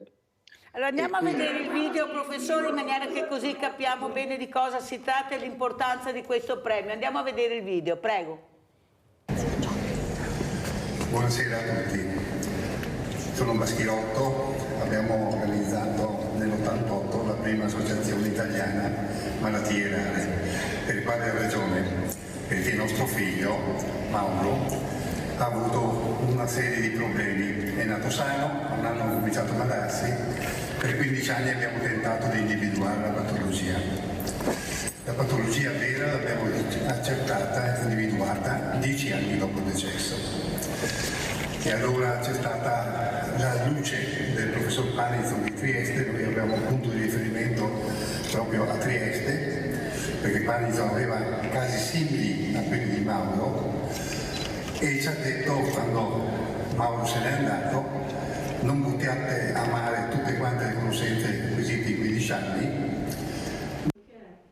La classica situazione dell'unione fa la forza. L'importanza è quello di mettere insieme esperti che vengono da vari campi delle scienze biomediche e cliniche, in modo da unire le forze per trattare in qualche maniera con terapie innovative le malattie rare. Le malattie rare sono un problema rilevante, sono tante e spesso sono totalmente prive di cura e sono inguaribili. Noi personalmente in questo contesto ci interessiamo di una cosa che si chiama riposizionamento di farmaci, cioè di prendere farmaci esistenti sul mercato e dargli una nuova vita usandoli per le malattie rare. Le malattie neurodegenerative sono per la maggior parte incurabili e debilitanti e portano alla degenerazione progressiva delle cellule nervose e la riduzione del movimento e delle funzioni cerebrali. Si chiamano sclerosi laterale amiotrofica, atrofia muscolare spinale, morbo di Parkinson o numerose forme di epilessie progressive.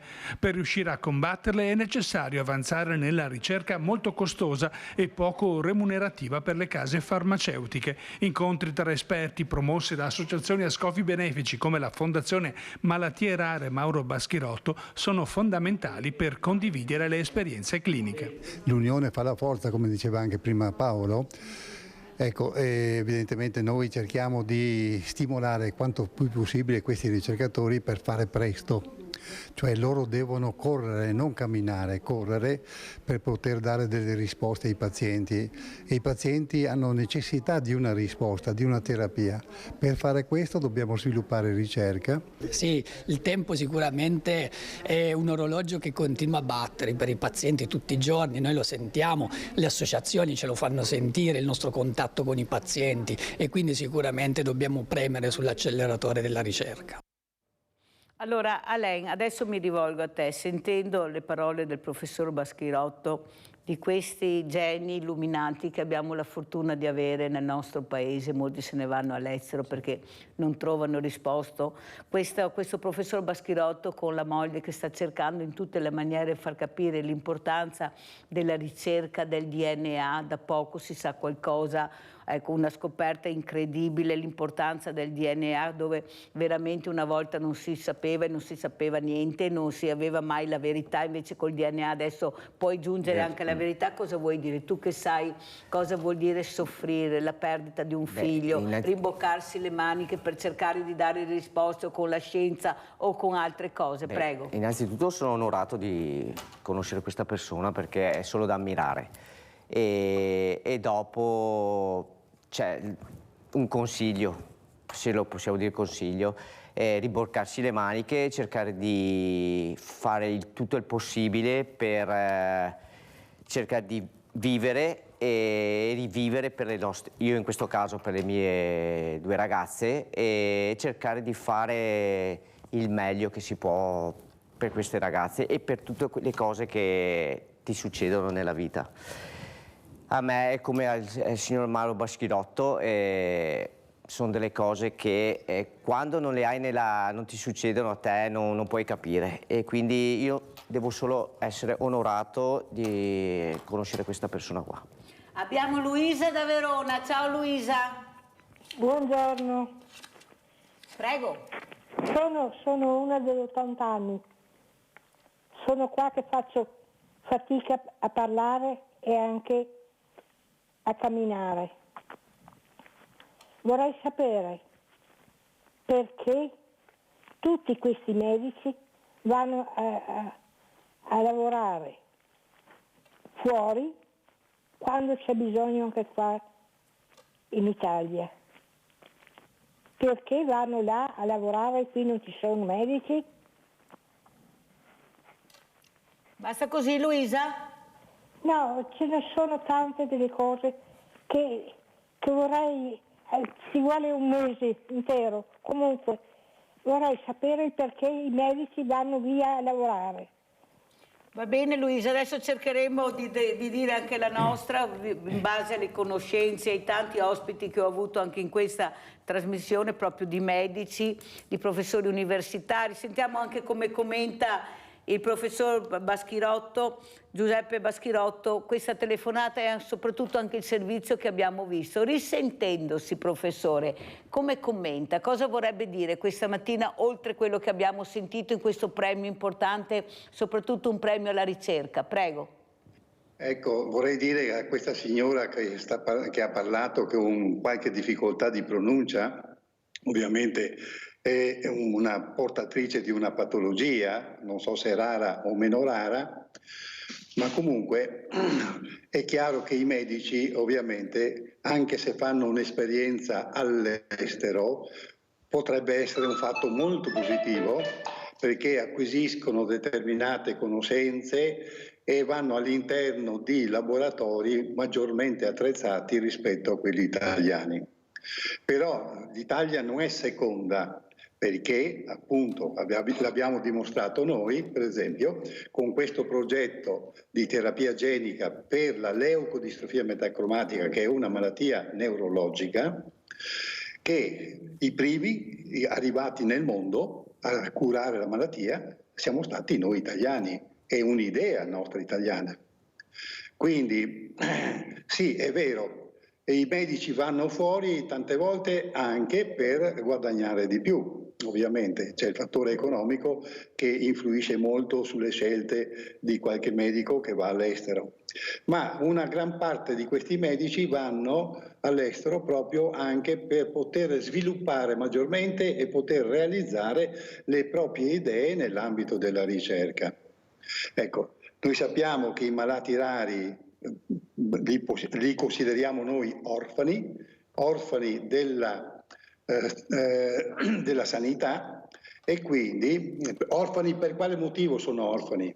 Perché la diagnosi viene fatta dopo lungo tempo. Vediamo il nostro caso, 15 anni è fatta 10 anni, 25 anni per avere diagnosi è fatta 10 anni dopo il decesso. Quindi non hanno terapie. Hanno dei supporti terapeutici, ma non delle terapie di cura. Perché? Perché l'industria farmaceutica non conviene assolutamente investire per pochi pazienti nel mondo di quella determinata patologia. Quindi sono orfani, non hanno informazioni sufficienti perché i medici non danno queste informazioni, non hanno assistenza domiciliare perché dare l'assistenza domiciliare per 2 ore alla settimana non vuol dire svolgere un servizio per l'ammalato raro, e quindi sono degli orfani. Ecco, noi che cosa cerchiamo di fare con la nostra struttura? Cerchiamo di superare in qualche modo queste grosse lacune con piccoli interventi, ovviamente. Ecco. E in modo particolare cerchiamo di fare la diagnosi precoce. Visto che il nostro Mauro ha avuto la diagnosi 10 anni dopo il decesso e 25 anni abbiamo impiegato noi per capire che tipo di malattia avesse Mauro, un quarto di secolo. Ecco, la cosa più importante per l'ammalato raro al giorno d'oggi è proprio quella di avere la diagnosi nel più breve tempo possibile. Allora, come commenti Alain Fragrasso queste parole del professore? Ci siamo rimboccati le maniche, guardate dove siamo arrivati, perché cercavano la verità, sapevano che la ricerca avrebbe dovuto dare risposte, avrebbe potuto dare risposte a questa perdita incredibile, immane, della perdita del figlio di Mauro, eppure ci sono riusciti, si sono rimboccati le maniche, ma hanno investito e hanno fatto capire l'importanza della ricerca per le malattie rare. Prego Alain. Guarda, sinceramente sono due punti proprio, che il fattore economico e l'orfano della sanità. Questo sì, è un punto veramente fondamentale che condivido pienamente. Guarda, sono persone da ammirare, perché non ci sono parole, bisogna solo imparare da queste persone qua. E è vero che tanti ragazzi, tanti dottori vanno all'estero anche per il fattore economico, e purtroppo è questa la realtà. Per rispondere anche alla nostra Luisa da Verona, che diceva dove sono i medici, sì, io rispondo che molti sono anche negli istituti privati, ecco, e questo non fa di sicuro bene al nostro paese, perché là se vuoi la visita te la fanno subito e c'è un medico che te la fa, vuol dire che non è che non ci siano i medici, una parte va all'estero, esatto. Una parte va negli istituti privati, nelle cliniche private, e noi rimaniamo nel pubblico che abbiamo liste d'attesa perché non ci sono i medici o strutture con del personale dentro, ad esempio gli ospedali di comunità. Abbiamo fatto col cemento le strutture, ma se dentro non c'è la persona che lavora, ecco che è il medico, l'infermiere, non so a cosa servono le strutture. Allora andiamo a sentire anche cosa ha dichiarato il professor Nardini in merito proprio a questo premio. Andiamo ancora a Rimini e sentiamo il discorso del professor Nardini. Grazie, naturalmente è un'emozione ricevere questo riconoscimento, anche proprio dopo la storia, e come tante sentiamo parlando di malattie rare, del dramma che c'è dietro e della speranza che si vuole portare. C'è sempre anche un po' l'imbarazzo di ricevere un premio pensando a quanti hanno contribuito a questo risultato, certo non è mai solo mio, ma di tutta la squadra. Ho avuto la fortuna con cui di collaborare dai giovani del mio laboratorio e con cui abbiamo sviluppato questi vettori, alla straordinaria equipe dell'Istituto Tige di Milano con cui abbiamo portato in clinica queste terapie, e la Fondazione Teleton, che è stata un attore altrettanto rilevante in questa storia, poi anche l'azienda che ha portato sul mercato. Speriamo che lo mantenga in questo caso almeno queste terapie. Quindi c'è anche la soddisfazione di rappresentare in questo momento la terapia genica, che è stata per tanto tempo anche oggetto di scetticismo e anche di quasi è stata messa un po' all'angolo dalla scienza ufficiale, anche dalla farmacologia tradizionale. Per oggi abbiamo dei risultati veri, concreti, abbiamo dei farmaci approvati con terapie veramente trasformative, complesse, personalizzate. La terapia di cui parliamo parte con le cellule staminali poietiche del paziente, viene costruita in laboratorio prima della reinfusione. Senza farvi perdere troppo tempo, voglio solo raccontare un piccolo. Pensavo prima, sentendo quanto si è parlato qua di screening neonatale, di omica, di diagnostica. Una delle tante sfide che abbiamo dovuto affrontare in questo percorso, la sfida a cui pensavo quando siamo andati a parlare con l'EMA, disegnando il trial clinico per questa terapia, era la prima volta che andavamo sull'uomo con questi farmaci derivati questi vettori derivati da HIV insieme al gruppo francese. E la preoccupazione era di trattare questi bambini affetti da questa malattia devastante neurologica progressiva quando le loro condizioni fossero già compromesse. Quindi in realtà, se anche la terapia avesse avuto un impatto, come i nostri modelli preclinici ovviamente suggerivano, in realtà di prolungare la sofferenza di queste situazioni, perché l'approccio tradizionale era quello di entrare, la terapia nuova innovativa, in una fase avanzata. La nostra preoccupazione era, ma se noi entriamo in fase avanzata, primo abbiamo un danno, cioè la terapia genica oggi non può curare, revertire un danno, può in realtà, a livello, ovviamente la radice della malattia, ma funziona verosimilmente più a prevenire il danno che a ricostruirlo. Questo è un tema oggi ovviamente quanto più evidente, quanto prima intervieni, quanto prima che il danno si sia stabilito, quanto più hai speranza. E questa discussione con l'EBA fu estremamente produttiva. Loro stessi a un certo punto nella discussione dissero: dovete pensare a entrare in fase presintomatica, che ovviamente voleva dire trattare dei bambini nel primo anno di vita, perché di questo parliamo, in cui la genetica suggeriva ovviamente che sarebbe stato lo sviluppo della malattia, ma in quel momento i bambini sani a fare una terapia totalmente nuova nella fase 1-2. Abbiamo fatto poi un convegno con dei bioetici per discutere come approcciare questo difficile approccio. Ovviamente la genetica, una malattia rara, avevamo costruito negli anni a San Raffaele, Maria Sessa e Alessandra Biffi, che devo assolutamente ricordare in questa sede, hanno costruito un po' la storia naturale, le relazioni fenotipo-genotipo, quindi c'erano ovviamente delle indicazioni per poter prevedere quello che questi bambini avrebbero di fatto sviluppato la malattia, però comunque l'intervento che poi i bioetici ci suggerivano di disegnare non come un vero e proprio trial che avrebbe reso un po' cavi a questi bimbi, ma una sorta di tentativo terapeutico, seppure fatto nelle migliori condizioni, quindi una dose piena. E poi chi abbiamo trattato? Abbiamo trattato soprattutto all'inizio fratellini o sorelline nati ahimè in famiglie in cui c'era già stato un caso della malattia che aveva portato ahimè alla diagnosi tardiva, perché tardiva era, drammatica, e che a questo punto potevano riconoscere nella genetica e nei primi sintomi biochimici di un secondo nato ahimè con la stessa malattia. Quindi approssimando, se volete, quello che oggi si cercherebbe di fare, no? Cercando nell'esome il contesto genetico, si poteva combinare la presenza di una mutazione che avevamo in qualche modo associato verosimilmente a una malattia grave rapida, a una forma grave della malattia, anche una certa penetranza quasi garantita dal fatto che il background genetico quasi condiviso col fratellino Gai ci poteva aiutare. Questo ci ha permesso di cogliere questo suggerimento, di entrare in modo, se volete, veramente un po' innovativo e sfidante in questo trial. Abbiamo Gigliola da Feltre. Ciao Gigliola. Ciao Mirella, sei una grande, ti devo dire sei una grande, sono emozionata per parlare con te. Ascoltami, io volevo portare il mio problema è sorto nel 1976, quando è nato mia figlia. Mia figlia è nata tutto bene, poi all'età di 2 anni e mezzo, diciamo così, niente, l'ho portata perché doveva operarsi delle adenoidi e il dottor Pertile di Feltre, pediatria, mi ha detto che questa bambina aveva qualcosa. Quindi è stato portato Leorini a Padova subito e lì hanno riscontrato una malattia rara che su un libro che lui aveva c'erano pochi righe che dicevano di questa malattia. Quindi è stato un calvario, è andato avanti, noi abbiamo siamo stati sempre attenti a cosa era, cosa non era.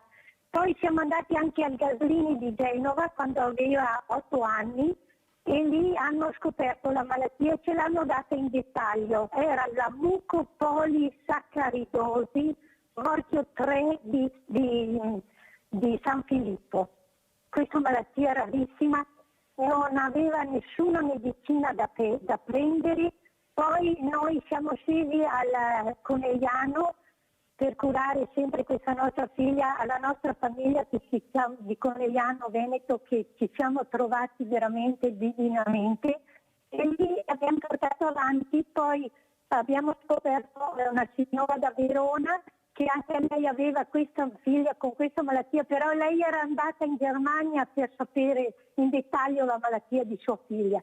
Quindi lì abbiamo cominciato e ha fatto sorgere un'associazione, la MPS, e abbiamo portato avanti questa associazione. Alla fine di tutto questo mia figlia doveva morire a 4 anni, invece l'abbiamo portata fino a 20 anni, sempre senza neanche una medicina né niente. Comunque noi abbiamo trovato io ho trovato nel mio percorso di vita con mia figlia tanta gente brava, specialmente volontaria a Conegliano. Io posso dire che guarda, adesso sono tornata a Feltre perché purtroppo è mancata a 20 anni e quindi avevo solo quella.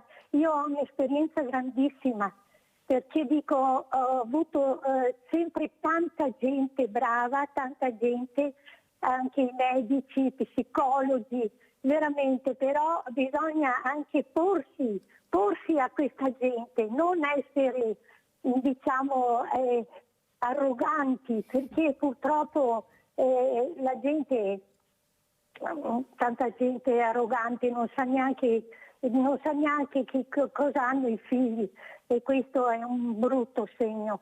Comunque io ti ho chiamato perché ho voluto portare la mia esperienza di vita, sono qua che tremo, perché è una cosa.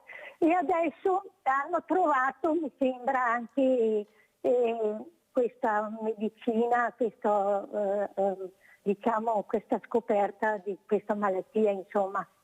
Grazie, grazie Gigliona, un grande abbraccio, ti ringrazio per le parole. E tu senti, Mirella, un forte abbraccio, sei forte, e tutte le mattine io ti ascolto perché io non so cosa, non ho parole per dirti quanto sei grande. Brava Mirella, avanti così, ciao. Grazie Gigliola, Ciao, mie emozioni, grazie, siete ciao. voi che mi fate andare avanti. Dico sempre io che questa benzina è il motore, nel mio motore funziona come. Allora professore, abbiamo sentito questa mamma che ulteriormente un'altra volta sentiamo e si è rimboccata le maniche, ha aperto un'associazione, ha cercato di portare avanti questo dolore ma con dignità e soprattutto cercando di trovare risposte. Prego professore, in merito poi anche al discorso del professor Nardini, prego.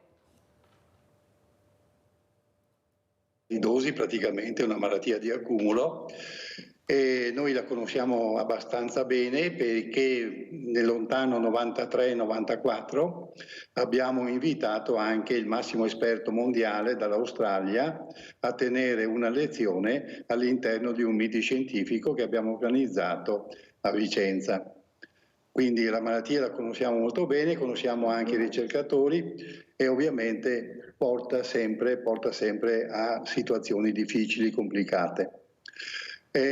Voglio anche raccontarvi una piccola storietta. Per esempio, questa signora è di Feltre.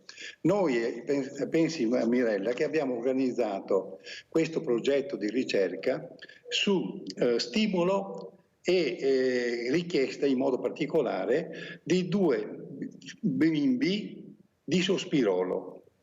La famiglia di Sospirolo aveva questi 2 bimbi con questa patologia e ci hanno chiesto di fare un qualche cosa, di aiutarli e via di seguito. Man mano che diffondevamo la notizia di una raccolta pazienti sulla patologia della leucodistrofia metacromatica, si è allargato il gruppo e via di seguito e avevamo a quell'epoca tutti i pazienti italiani e da lì è nata l'idea da dire a Claudio Bordignon del San Raffaele di Milano. Bordignon è poi anche un nome veneto perché il nonno è andato a Milano da Lusiana e quando è rientrato dall'America ovviamente noi abbiamo detto a Claudio: senti, puoi interessarti di questa patologia? E la risposta, Mirella, è stata quella di dire: Baschirotto, nessuno entrerà nel cervello. E noi abbiamo detto: beh, ma perché non ci proviamo? Sì, vi finanziamo 3 ricercatori a Milano e quindi cercate di avviare questo importante progetto. E in una ultima dichiarazione di Bordignon dice proprio queste testuali parole: eravamo ignari di essere all'interno di un strepitoso importante progetto scientifico. Quindi anche loro, ricercatori, non ci credevano. Quindi scetticismo massimo, ed è nato questo meraviglioso progetto che il professor Nardini, con grande capacità ovviamente, con grandi esperienze fatte anche all'estero, perché lui è stato più volte in America, eccetera, eccetera, ecco, è riuscito in Italia a portare avanti e concludere con un risultato positivo. Pensate cosa vuol dire entrare nel cervello, dalla difficoltà di entrare nel cervello. Pensate, che ricerca. Professore, sì, per fortuna che è stato premiato in Italia, perché fra poco i premi andiamo a prenderli in Europa o in America, per fortuna che si sono resi conto dell'importanza di questa scoperta, di questo premio che è stato assegnato specialmente a lei, professore, e a sua moglie, che saluto, Anna, veramente ve lo meritate tutto. Alain Fragrasso, purtroppo il tempo corre, devo correre, ringrazio anche il professor Baschirotto, ecco, perché ci ha resi partecipi di questo premio, di questa importante scoperta. Pensate, se impiegassero tutti quei soldi che stanno spendendo per le guerre nella ricerca, io penso che faremo dei passi da giganti in pochissimo tempo. I vaccini l'hanno dimostrato. Io ti volevo invece, Alain Fragrasso, ti ho anche invitato per capire cosa secondo te è successo su questo cavalcavia di Mestre, 21 morti, ecco, ancora la verità non si sa. Certo che quando usciamo di casa dobbiamo farci il segno della croce, perché abbiamo le infrastrutture vecchie, obsolete, non sappiamo mai dove può capitare. In tutti questi anni qualcuno doveva porsi il problema e non se lo sono posti, tanto alla fatalità, speriamo che non capiti a me, andiamo avanti così. Cosa vuoi dire? Ecco, e soprattutto rivolgendoti anche a tutte quelle vittime, ai familiari che come te non vedranno più i loro figli, la loro moglie, il loro marito, i fratelli, prego. Beh, guarda, la sera che ho sentito la notizia ero veramente affranto, perché sono notizie che non vorresti mai sentire. Faccio le condoglianze a tutti i familiari, e una disgrazia che secondo me si poteva evitare. Si parla tanto dopo che succedono le cose, e bisogna sempre prevenire, mai parlare dopo. E bisogna dire alle persone, ai familiari che hanno perso i cari, a dire queste cose qua, perché non esiste una cosa del genere, cioè non può esistere. Non si può neanche dire che è il destino, è una cosa che poteva essere evitato se le infrastrutture erano adeguate al caso, però purtroppo non è così. Non è così, anche se sono anni il Ponte Morandi avrebbe dovuto insegnare. Esatto. Sembrava che dovessero mettere a posto tutti i ponti, tutte le infrastrutture, perché avevano preso paura. Poi si è bloccato tutto quanto e allora ritorna la burocrazia, c'è la burocrazia, ma adesso stanno arrivando miliardi del PNRR, la terza rata. Io vorrei capire che ci fosse anche trasparenza su come verranno impiegati questi soldi, perché sappiamo benissimo come funziona e ha funzionato fino adesso nel nostro paese, con i famosi furbetti, con i prenditori, con i caimani, perché li abbiamo, con le mafie. Ecco, cosa ti aspetti, Alain? Tu che hai provato, ecco, questa velocità, anche che nessuno riesce a capire che deve andare più piano anche nelle autostrade, ecco, gente brilla, di tutto e di più. Prego. No, guarda, c'è proprio incoscienza generale. Guarda, ieri ero in autostrada, gente che sorpassava a destra, e quindi anche da là capisci che la gente non ci sta con la testa. E adesso sì, è tutto un parlare qua, e dopo ci sarà una calma piatta come al solito. Dopo, quando succede altre cose, vengono fuori tutti i problemi qua, e dopo l'importante è risolverli, è quello la cosa importante, cioè non è che bisogna prevenire, non c'è nient'altro, bisogna prevenire. Qualcuno dice non servono le sanzioni più alte. Tu come giudichi invece secondo te le sanzioni servono? Bisogna aumentare le sanzioni? Ad esempio leggo qua eccesso velocità. Per chi in città supera i limiti 2 volte in un anno fino a 1.084 euro e sospensione della patente da 15 a 30 giorni.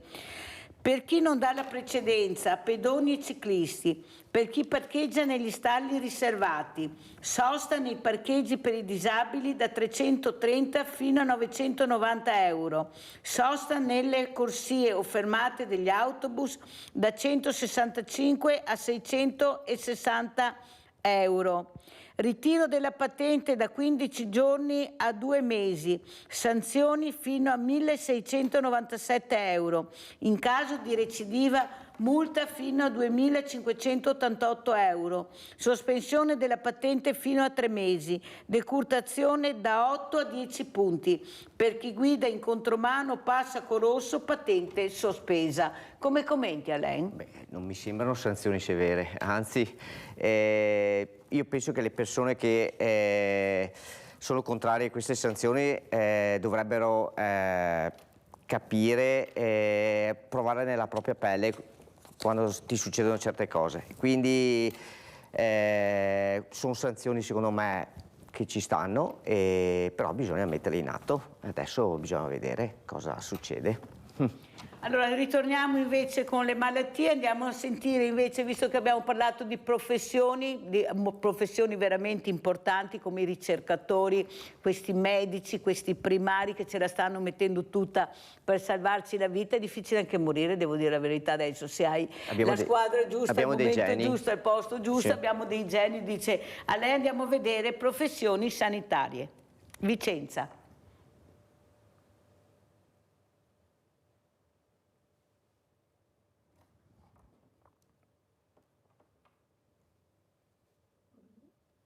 Sicuramente il calo c'è. Lo ammette anche il direttore generale dell'Usotto Berica a margine dell'inaugurazione dell'anno accademico del corso di laurea nelle professioni sanitarie.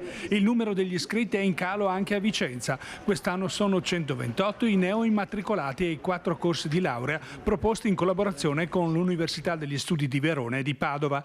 A livello nazionale la riduzione media è del 10% rispetto allo scorso anno. Per questo la Federazione Nazionale degli Ordini delle Professioni Infermieristiche lancia l'allarme. La prospettiva di una riduzione della qualità assistenziale del sistema sanitario nazionale è reale. Senza ricambio generazionale di infermiere e figure sanitarie è fortemente a rischio la garanzia della qualità dell'assistenza, così come finora era stato fatto. È fondamentale offrire agli studenti un percorso formativo qualificante e una prospettiva migliore per quanto riguarda la retribuzione, impedendo l'emorragia verso l'estero dei neolaureati. Sicuramente un posto dove motivare i nostri nuovi iscritti e chi sta già facendo il percorso di studi. È la vera sfida del nostro momento, garantire la sostenibilità del sistema sanitario per così come è concepito a garanzia di tutti e allo stesso tempo stimolare i nostri giovani ad entrare nel servizio sanitario regionale e nazionale come lavoratori. Ma io ritengo che la motivazione per i giovani in particolare non debba essere solo il guadagno a cui ci si abitua, perché chiaramente ci si abitua, ci si adegua, ma la realizzazione deve essere una realizzazione esclusivamente professionale, di percorso, e su questo devo dire che il nuovo contratto collettivo ci viene francamente incontro. Sicuramente la retribuzione ha un ruolo, non possiamo nasconderlo, ma la maggior ruolo ce l'ha la soddisfazione e il clima all'interno dei posti di lavoro. E in questo indirizzo la nostra azienda sta attivando tutta una serie di iniziative per rendere il lavoro un'ottima opportunità di vita. Allora, professor Baschirotto, come commenta questo servizio che abbiamo appena visto? Prego. Un ottimo servizio, complimenti come solito. Ovviamente io partirei però tanto più a monte. Se c'è questa disaffezione, questo poco desiderio di fare questo corso di laurea, bisogna andare nelle scuole superiori e anche prima, far sì che i ragazzi si motivino e siano desiderosi di fare non soltanto una professione, ma anche di svolgere un servizio a favore degli altri.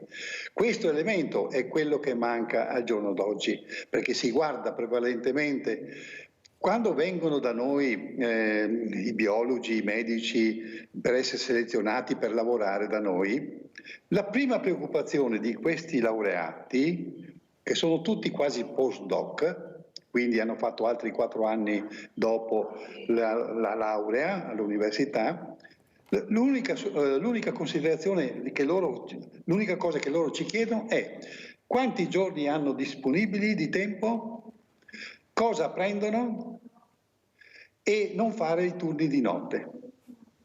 Quindi praticamente sono ragazzi spenti, poco motivati, e pertanto non sono adatti per fare l'attività del medico. Quelli prima o dopo, appena hanno imparato a infilare un ago oppure a misurare bene la pressione, se ne vanno in un altro ambiente dove ovviamente è offerta un maggiore stipendio, una maggiore disponibilità, accoglienza, eccetera, eccetera. Quindi io andrei a individuare le cause di questa carenza a monte, cioè prima la famiglia, la scuola. Questi sono gli elementi importanti da dover incidere eventualmente. Però, professore, è vero quello che dice lei, ma è anche vero che forse gli esempi positivi non ci sono.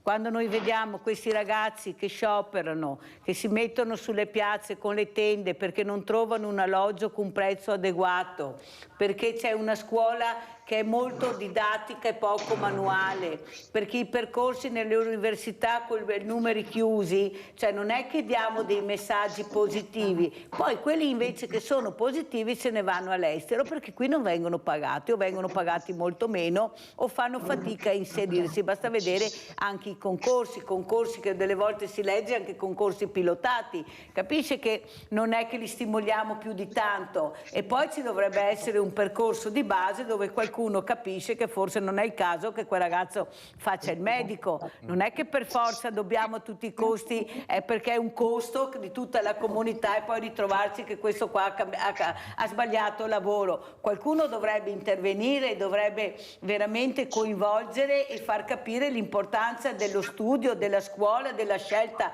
della scuola. Cosa dice lei? Guarda, condivido le parole del professor Baschirotto che il problema forse è a monte. Ed è vero che bisogna stimolarli i ragazzi perché ce ne sono tantissimi di bravi sì, è questo che bisogna anche probabilmente anche economicamente bisogna stimolarli però bisogna aiutarli, sì, perché ce ne sono tantissimi di bravi ragazzi che meritano i posti di medici. Professore, come commenta? Beh, certamente è così, cioè dare dei riconoscimenti, i riconoscimenti serve proprio per questo, no? Stimolare e invogliare le persone, i ricercatori in modo particolare, però dobbiamo tenere presente un principio, no? Che la ricerca viene considerata purtroppo dai politici un costo, invece dovrebbe essere considerato come un investimento. Ecco. Noi abbiamo dato questo premio, questo anello prodotto dalla capacità Orafa dei Vicentini attraverso la Gold Academy, la scuola d'arte e mestieri dell'oreficeria. Praticamente questo anello unico, pezzo unico, è stato consegnato Stiamo vedendo le foto. Ecco, a questo ricercatore splendido. Questo anello appunto, come dicevo prima, ha questo significato da celebrare a posteriori questo matrimonio, però ha un altro significato molto importante secondo me, che con le scoperte di questo ricercatore lui ha aggiunto un altro anello alla lunga catena delle conoscenze dell'umanità, prodotte dall'umanità. Quindi ha una doppia valenza significativa, ecco, e questo è il 12° premio che noi diamo. Abbiamo dato premi in tutta Europa, a Berlino, a Budapest, in Inghilterra, eccetera, eccetera. Ecco, quest'anno abbiamo dato questo premio a Rimini. E questo è un incentivo, pensate, di fronte ad una platea di più di 1000 genetisti italiani. Era il congresso nazionale dei genetisti, più di 1000 iscritti e quindi ovviamente questi giovani avranno avuto un forte impulso anche nel vedere questo riconoscimento e questo risultato. Guardate che è un risultato strepitoso, mi viene la pelle d'oca quando io ci penso. Grazie professore, devo correre perché ho anche una sorpresa anche per lei, perché questa mattina festeggeremo due premi importantissimi anche per noi, però prima devo dare la parola assolutamente a Marisa da Vedelago, che l'altro giorno Marisa ho chiesto scusa ma non sono riuscita a passare la telefonata con Oliviero Toscani, scusami Marisa ma non ce l'ho fatta. Vai Marisa, veloce. Nessun problema Mirella, ciao e buongiorno ai tuoi ospiti. Ciao. Allora Mirella, io mi riferivo appunto a questi ragazzi che, come diceva giustamente il signore, vogliono fare i medici ma appena sanno qualcosa se ne vanno. Secondo me non c'è il coso del dovere, il senso del dovere da piccoli, cioè bisogna insegnare da piccoli bambini. Una volta noi la mamma ti diceva fatti il letto, preparati il letto, la tua cameretta in ordine, adesso no, serviti, riveriti, tutto fatto, e tutto sto benessere. Le bambine a 10 anni già con le unghiette rosse vengono su quel discorso di bellezza, di essere belli, attraenti, però il senso del dovere manca Mirella, non c'è più quello. Da piccoli una volta ci insegnavano preparati, prenditi il piattino, metti via piatto da tavola, sono quelle piccole cose che quando uno cresce dopo le fai. Invece adesso già a 20 anni la mamma serviti e riveriti, e guai che non devono fare niente le ragazze con queste unghie, che guai si storge un'unghia, si rompe un'unghia, per l'amor di Dio non esiste. Secondo me è questo che bisogna cominciare da piccoli a dargli quelle piccole cose, poi di ti do la mancia. Una volta ci dicevano fai la tua cameretta che dopo ti do la mancia, invece adesso a fine mese c'è la mancetta, c'è la paghetta, tutto gratis. Mirella, secondo me questo è anche una cosa sbagliata. Grazie, grazie Marisa, grazie della telefonata. È vero, ci sono delle cose che si potrebbero migliorare e far capire a questi ragazzini che forse la paghetta va data quando veramente c'è bisogno, oppure il premio da dare non sempre. Andiamo a vedere questo premio importante e poi si è collegato con noi il nostro sindaco di Treviso Mario Conte. Andiamo a vedere il premio Green Life e sentiamo come lo commenta il nostro sindaco che è collegato con noi. Andiamo a vedere. I'm happy to announce as the winners of the European Green Leaf for the year 2025, the city Treviso.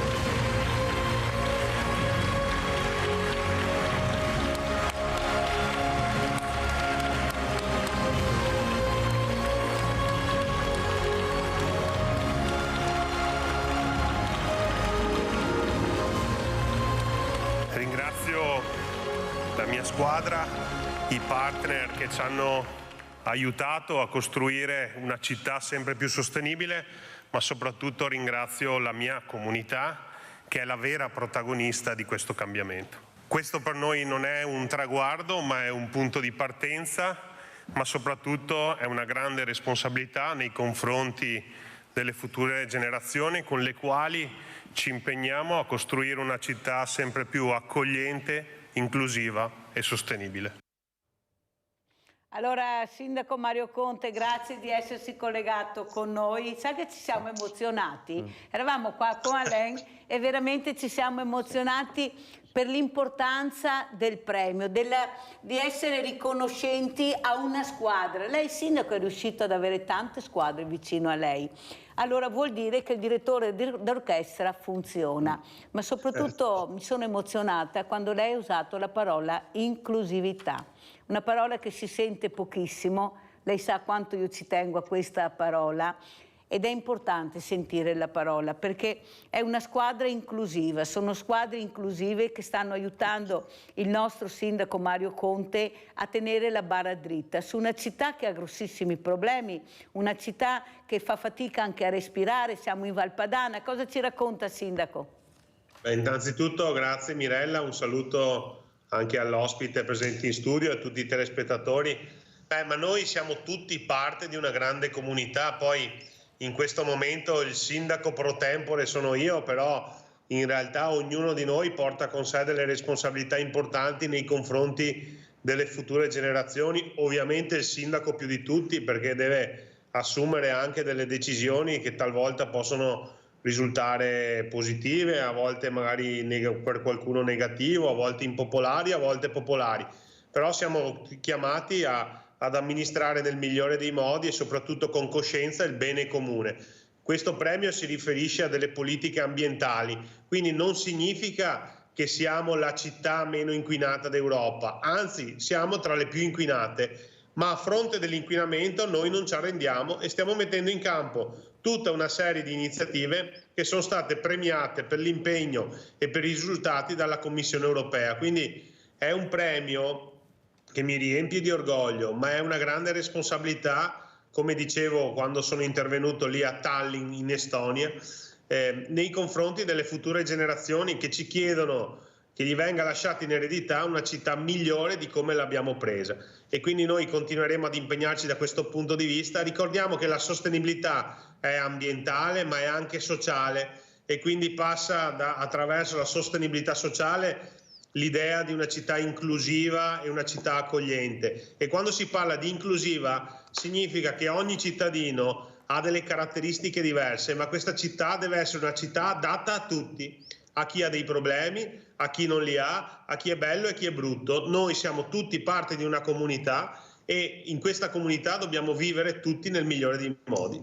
Allora, collegato con noi, Sindaco Conte, c'è un altro importante personaggio, è il professor Giuseppe Baschirotto, di Malattie Rare, Mauro Baschirotto. Questa famiglia, questi genitori che in un momento drammatico nella perdita del loro adorato figlio, proprio per una malattia rara che non si conosceva, hanno deciso di dare delle risposte, investire nella ricerca.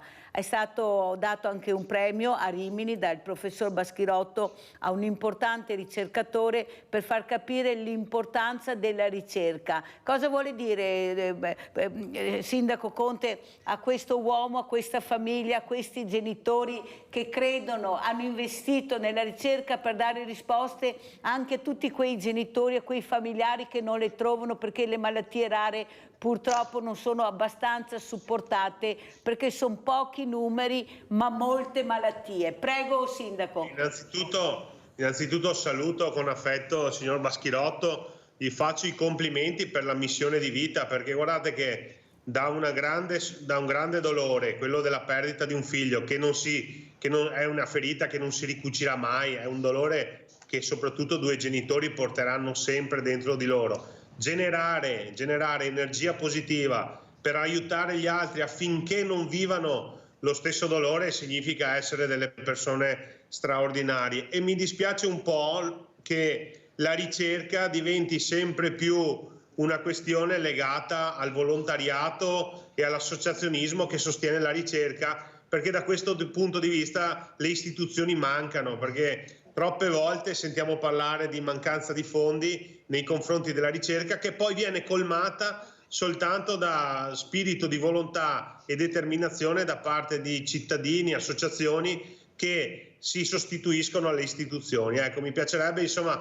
che la ricerca, ma per qualsiasi tipo di patologia, fosse un punto cardine, no, di un paese civile come l'Italia, e devo dire che troppe volte invece manca il sostegno da parte delle istituzioni.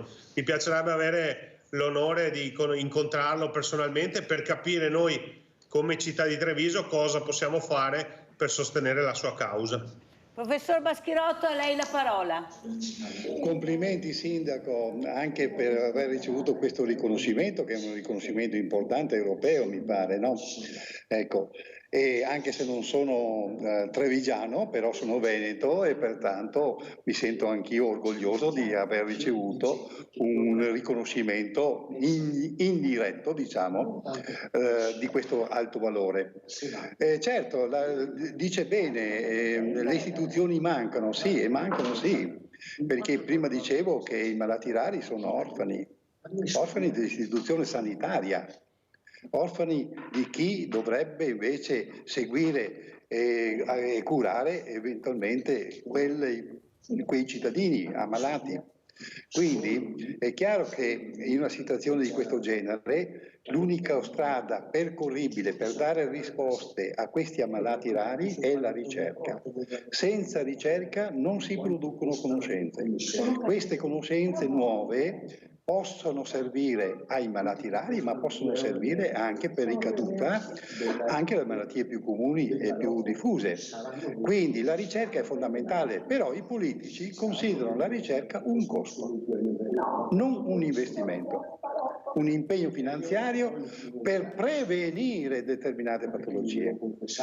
Quel ricercatore che abbiamo premiato, lui cura quella malattia soltanto a livello presintomatico. Cosa vuol dire?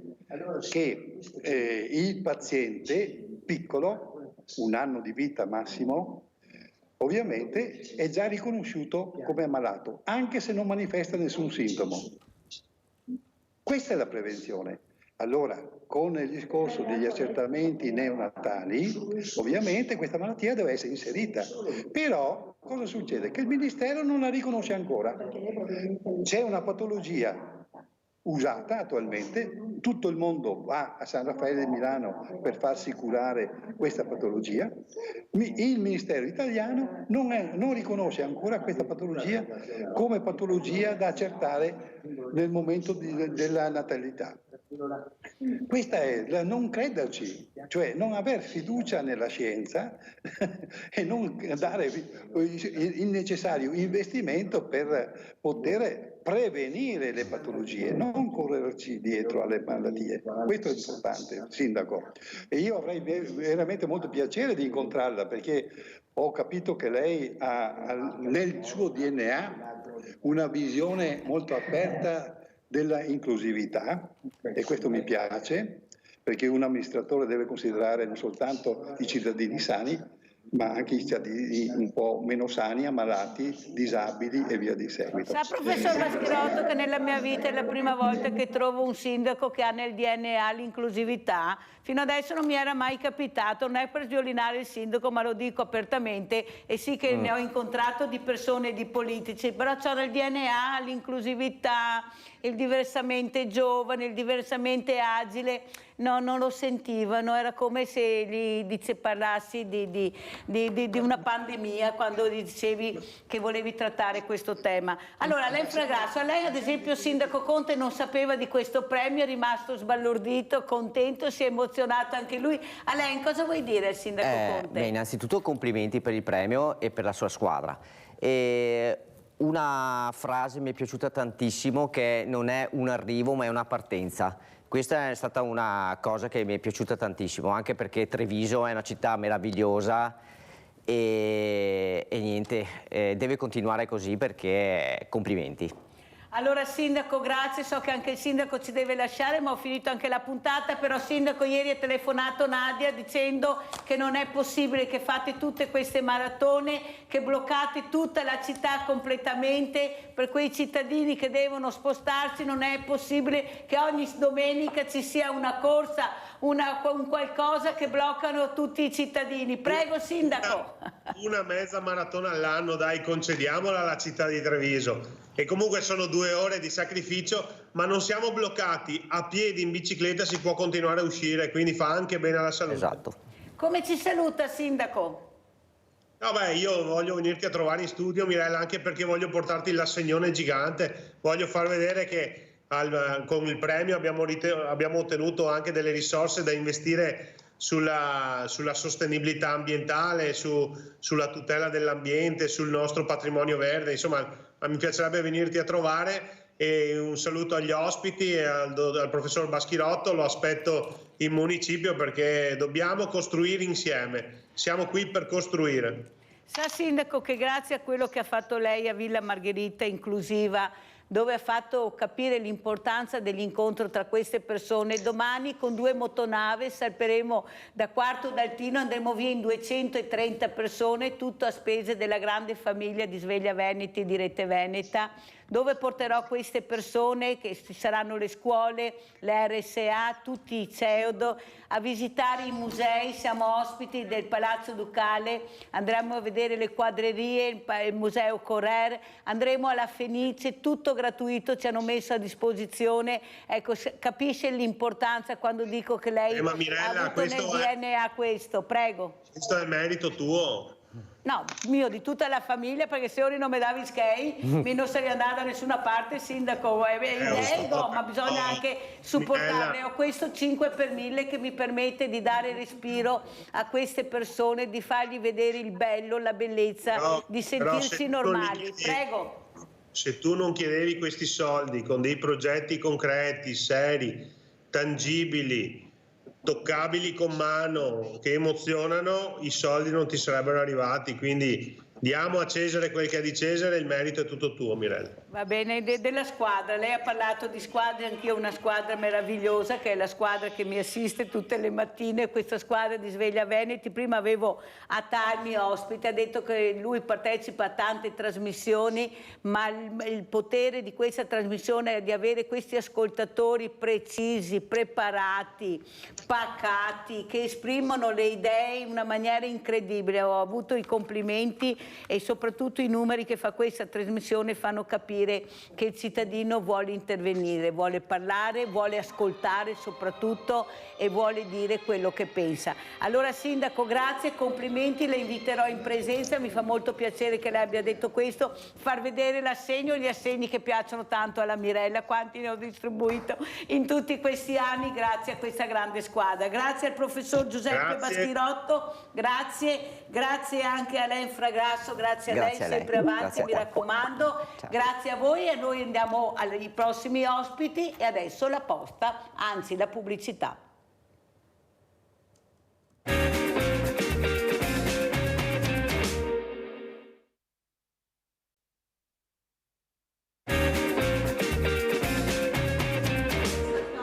Allora vi presento altri ospiti graditi, abbiamo in presenza il dottor Giulio Agnello Santoro, direttore centro terzo livello incontinenze e stomie di Treviso. Buongiorno, dottor Santoro, buongiorno Mirella. Sempre averla ospite. Grazie, allora, è un piacere mio. Dopo tante disgrazie purtroppo che assistiamo continuamente, ci mancava anche questa guerra in Israele, io non so come andrà a finire, anche perché, ripeto, sono popoli che non hanno niente da perdere, specialmente i palestinesi, e questo mi preoccupa molto, visto le armi che sono a disposizione, perciò voi state facendo del vostro meglio per salvare le vite, per dare dignità alla persona, e poi arrivano questi personaggi e cade tutto. Allora, com'è la situazione ad oggi, dottor Santoro, in merito a incontinenze e stomie?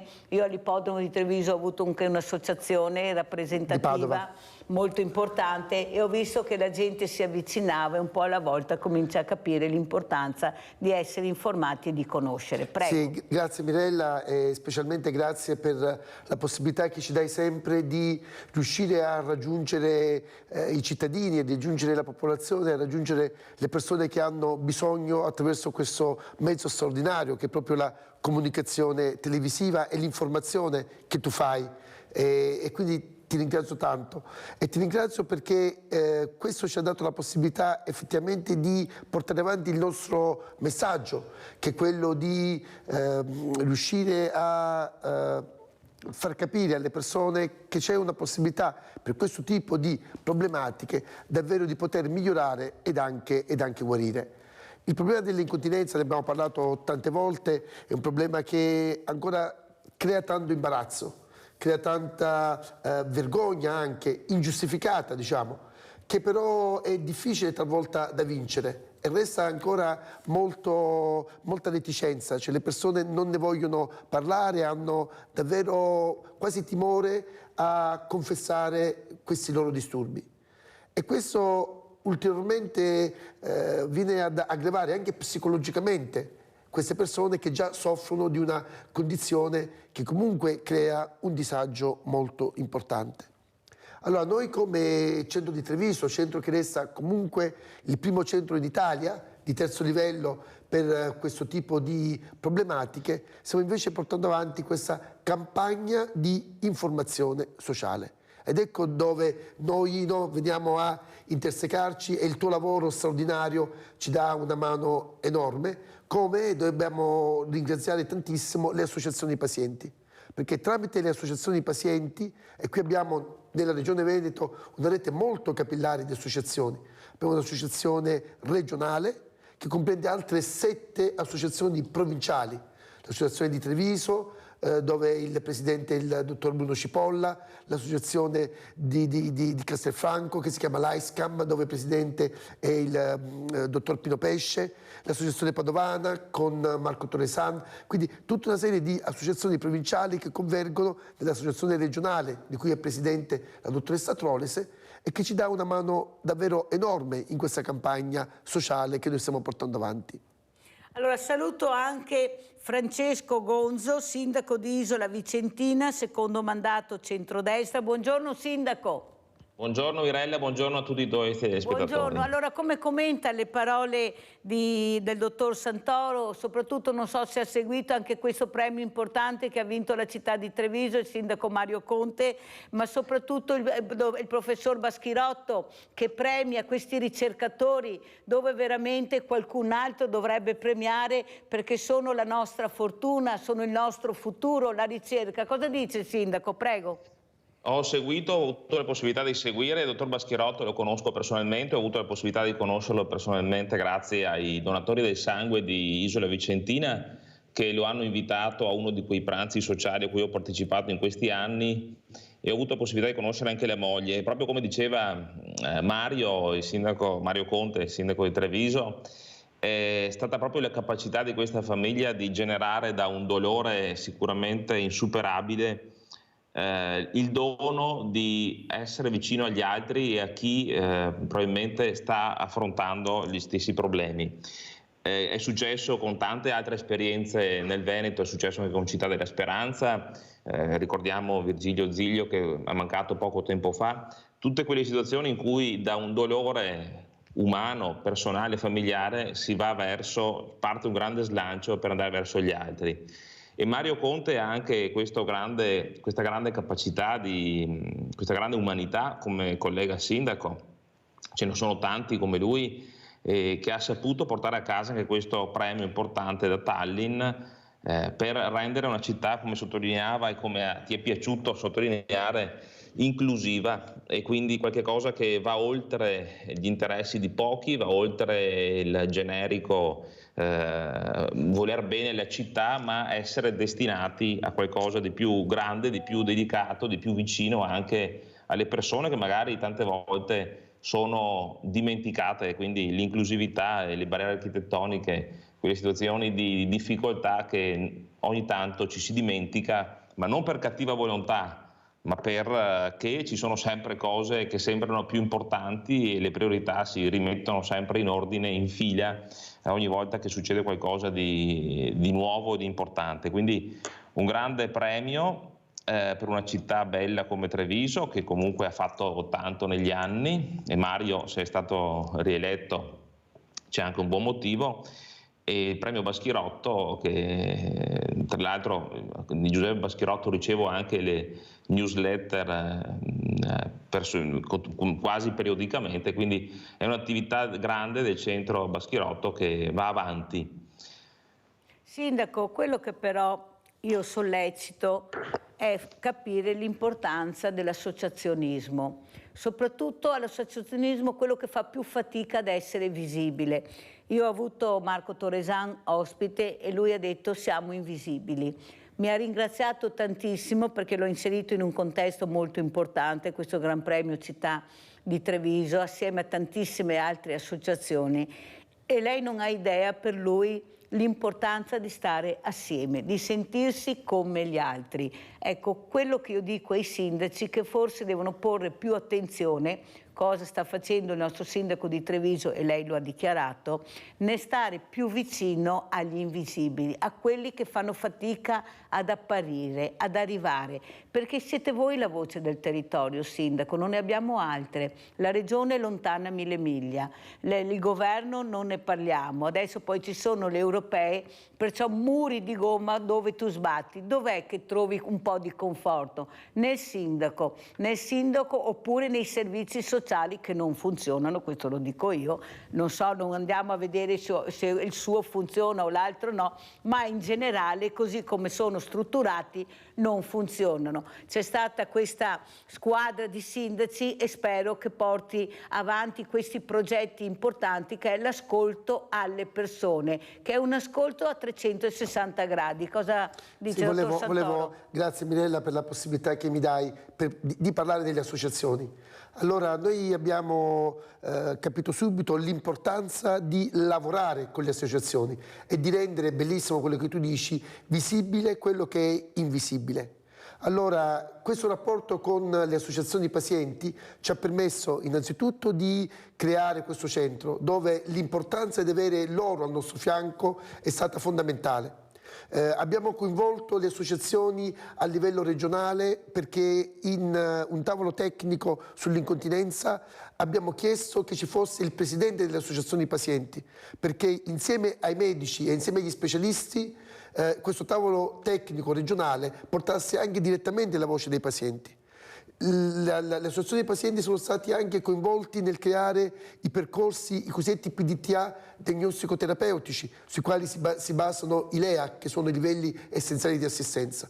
Con le associazioni pazienti stiamo andando in giro comune per comune con le iniziative del camper, per cui ogni mese riusciamo a andare in un comune dove in piazza noi sanitari con persone delle associazioni portiamo l'esperienza e diamo informazione.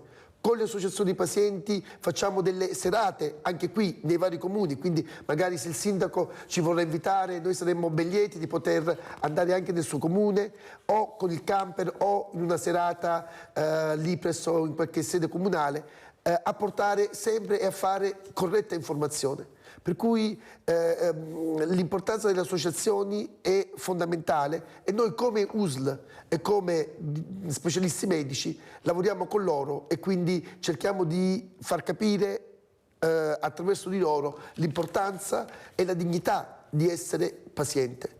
E finisco soltanto un'altra cosa, tanti nostri pazienti che devono affrontare un percorso di cura proprio attraverso l'esperienza vissuta da altre persone trovano la forza per andare avanti. E infatti anche nel nostro centro ogni settimana ci sono dei rappresentanti delle associazioni che vengono per incontrarsi con altri pazienti, per portarli la loro esperienza in quello che si chiama l'auto mutuo aiuto.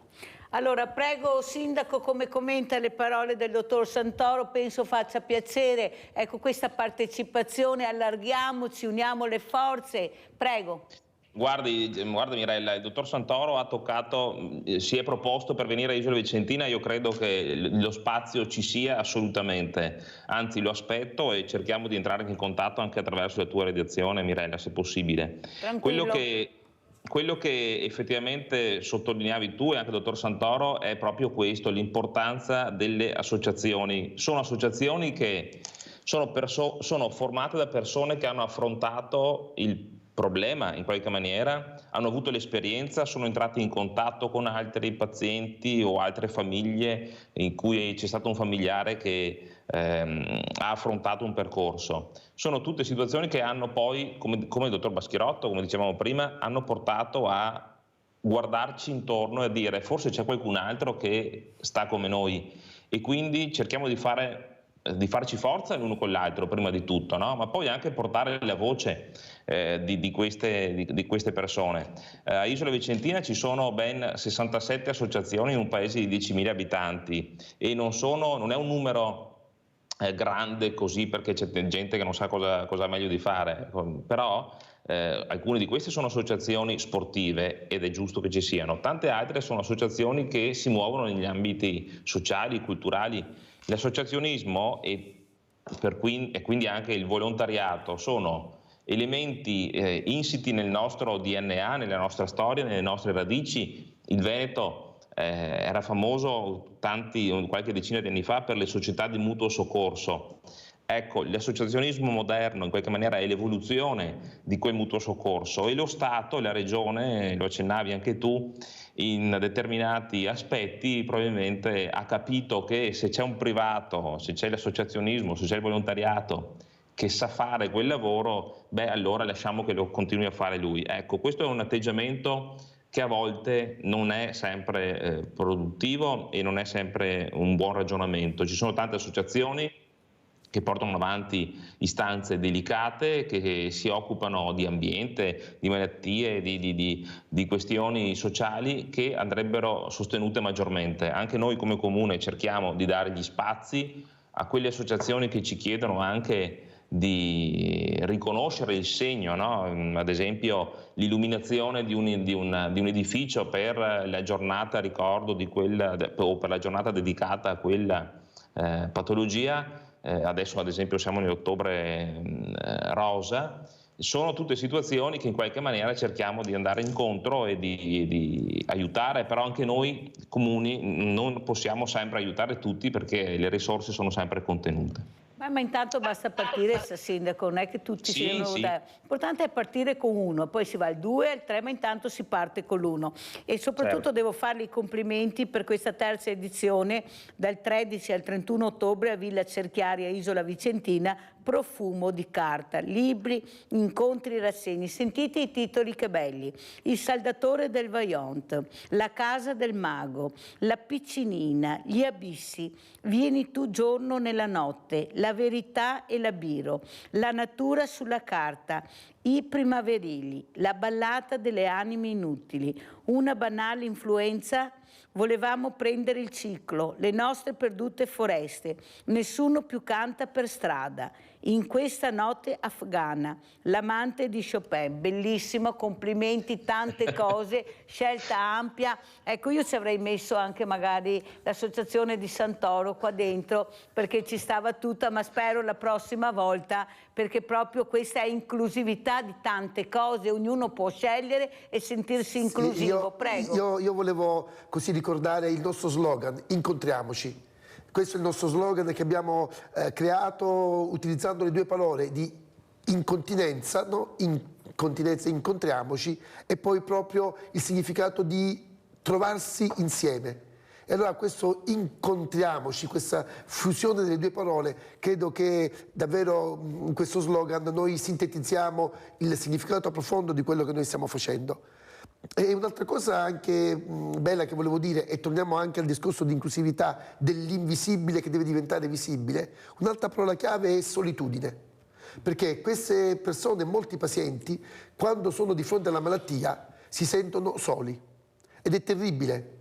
Ed essere invece insieme, ed essere insieme sia con altre persone che hanno vissuto la stessa esperienza o con le persone a cui ci si affida, che siamo noi, no? I sanitari a cui ci si affida, e capire che ci stiamo incontrando e non si è soli, è già parte della terapia, è già parte del successo, è già parte di raggiungere un risultato positivo. È vero però anche, dottor Santoro, che c'è il dopo ospedale e là cade la pera, nel senso che i malati sono tanti, moltissimi diversamente giovani, tanti senza famiglia, non hanno più il marito, i figli sono lontani, e questi servizi alle persone fanno fatica ad arrivare. Per fortuna, come dice lei, come dice anche il sindaco, c'è questo mondo del volontariato che sta mettendo le pezze veramente dove la politica non vuole metterle, no, non può metterle, non vuole metterle perché non sente i bisogni del cittadino, non sente le realtà del territorio, che i sindaci hanno fatto squadra e stanno cercando di portare avanti tutti assieme, perché loro hanno le idee chiare su quelle sono le esigenze del territorio.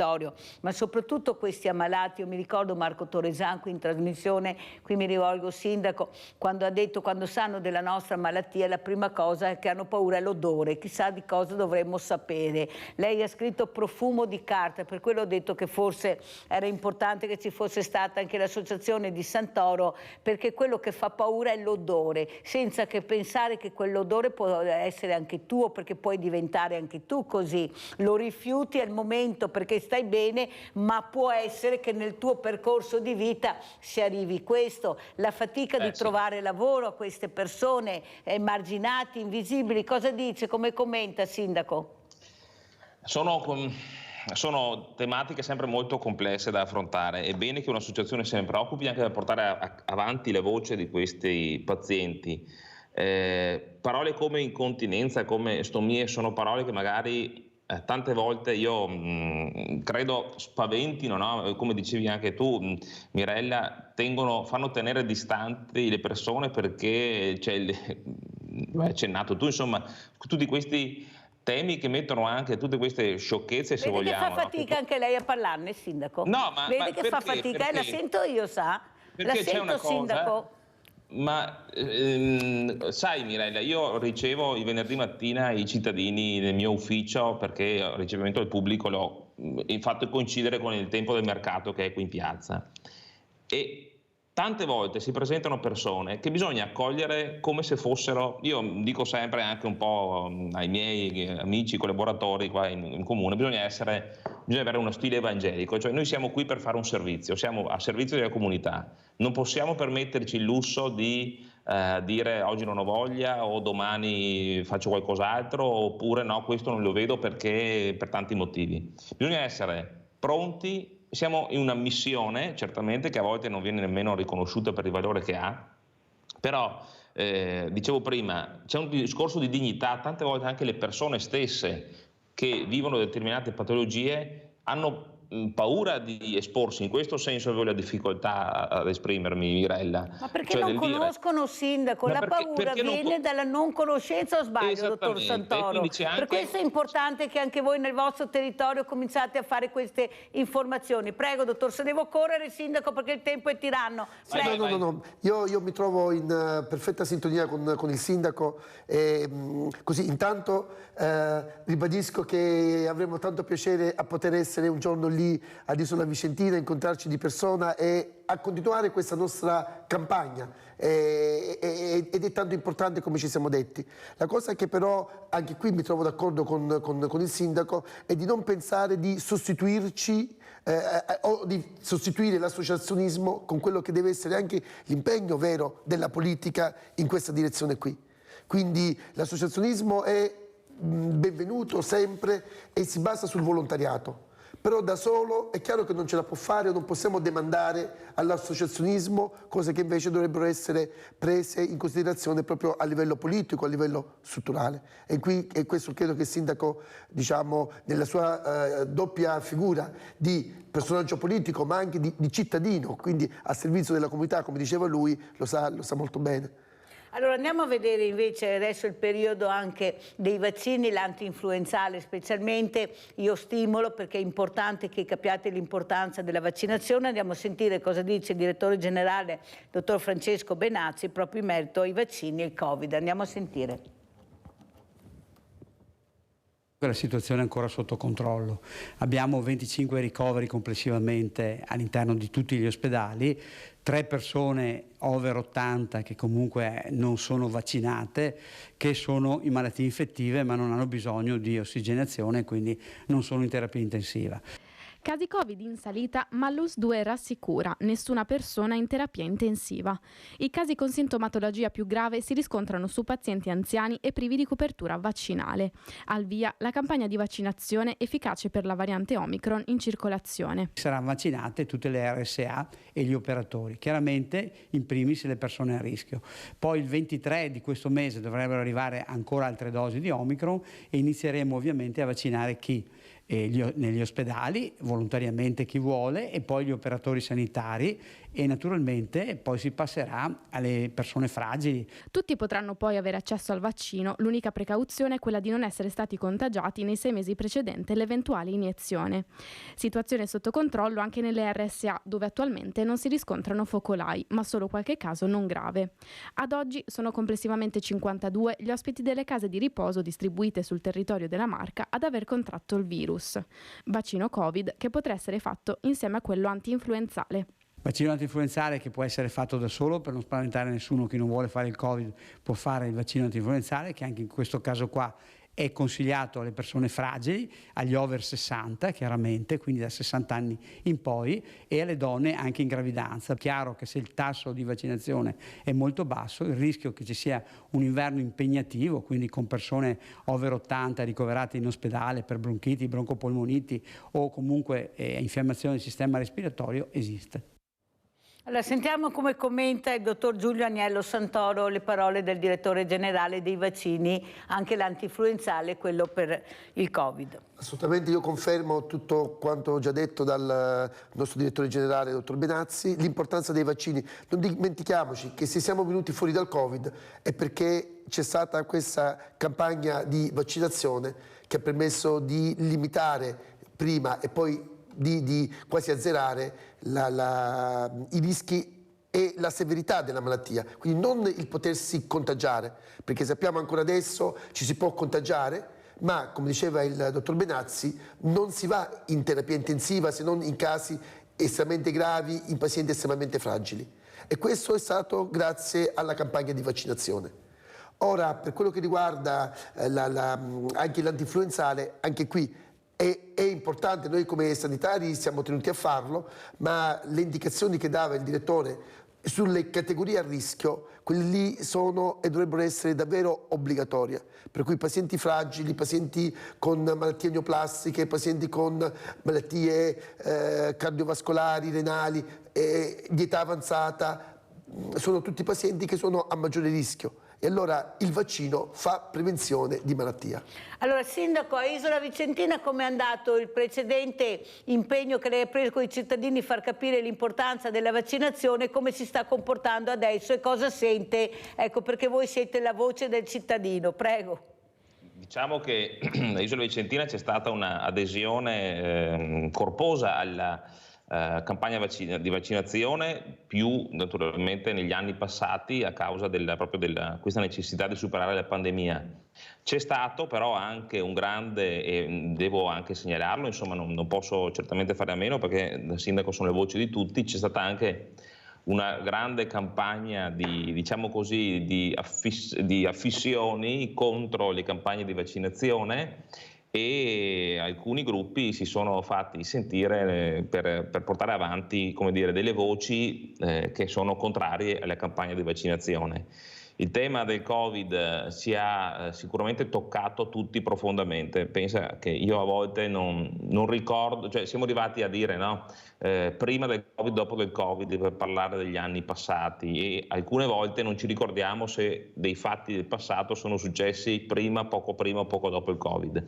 Quindi sicuramente ha segnato in maniera molto profonda anche il nostro vivere civile. Ci sono persone che non si parlano più, ci sono colleghi che non lavorano più insieme per questo discorso della campagna vaccinale, che dal punto di vista sanitario sicuramente ha portato gli effetti benefici di cui parlava anche il dottor Santoro, dall'altra parte però dal punto di vista sociale sicuramente ha logorato profondamente tanti rapporti. Questo è un aspetto secondo me che non è da sottovalutare, perché il dialogo, il confronto per così dire di determinate posizioni al tempo si è veramente portato a dei livelli pesanti, talmente pesanti che appunto si sono rotti anche i rapporti personali, familiari.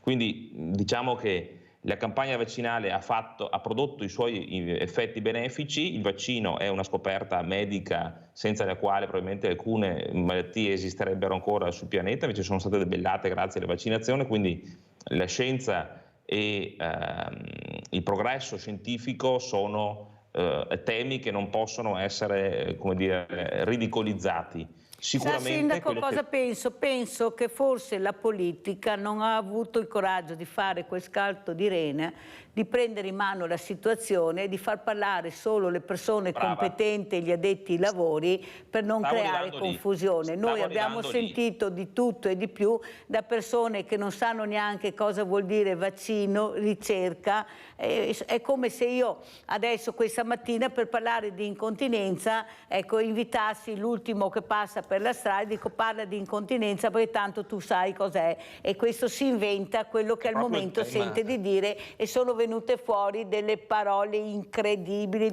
e poi il fai da te, vado in internet, mi curo, so io, vado in ospedale, ti dico io che medicine voglio prendere. Capisci che anche questi poveri medici erano con le spalle al muro, oltretutto poi medici che dicevano di non vaccinarsi, anche medici di famiglia. Prego, dottor Santoro, cosa vuole dire? No, c'è poco da dire. La sbagliata o la scorretta informazione. Questa è la chiave. Ed è vero che poi in quel periodo particolare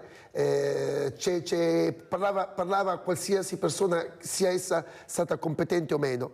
E la gente poi sente, ma non ha la capacità critica di capire se quello che ascolta è vero o non è vero, da quali fonti viene. E di fronte a delle possibili rischi, paure, è chiaro che molte volte vince questa paura, ma vince la sbagliata e la scorretta informazione. Noi siamo uomini di scienza, quindi noi seguiamo e dobbiamo seguire quello che è il progresso scientifico. Non diciamo che il vaccino era a zero rischi, perché anche noi faremmo errore di informazione. Però ogni cosa ha un suo rischio, ma è un rischio limitato, e pensando alla globalità e alla grandezza del problema, la vaccinazione è stata davvero fondamentale per vincere questo tipo di pandemia. Volevo ritornare, giusto sul discorso più a me consono della campagna di informazione dell'incontinenza, per ribadire appunto la stessa cosa. Allora, quell'isolamento, quel dire non c'è niente da fare, molte volte viene da chi? Dal vicino di casa, da chi, diciamo, dal parente, che dicono ma non c'è niente da fare, cosa vai a fare in ospedale? E molte volte devo dire che anche a livello sanitario talvolta questa informazione manca. Quindi dobbiamo anche noi stessi, come sanitari, siamo noi stessi tenuti a fare corretta informazione, anche del nostro gruppo, anche del nostro ambito. Allora, pochi secondi per salutarci. Sindaco, come ci saluta? Prego. Beh, intanto sicuramente il tema dell'informazione. Io saluto, ringrazio Mirella per avermi invitato, spero di venire a trovarti in studio anch'io. Invito tutti quanti a Isola Vicentina, domenica prossima c'è la festa dello Spiedo in piazza Marconi, la Proisola la organizza, e poi da domenica fino a fine mese Profumo di Carta, quindi vi aspetto a Isola Vicentina. Grazie, salutiamo Francesco Gonzo, sindaco di Isola Vicentina, secondo mandato, centrodestra, lo metteremo in contatto col dottor Giulio Agnello Santoro. Grazie. Dottore, come ci saluta? Allora, niente, io saluto sempre con il solito messaggio di speranza, quindi è importante avere questo spirito di capire che di fronte a qualsiasi tipo di problematica c'è la possibilità di stare meglio, c'è la possibilità di migliorare e mai perdere la speranza. Grazie anche al dottor Giulio Agnello Santoro, direttore Centro Terzo Livello Incontinenza e Stomie di Treviso. Grazie, la posta di Mirella.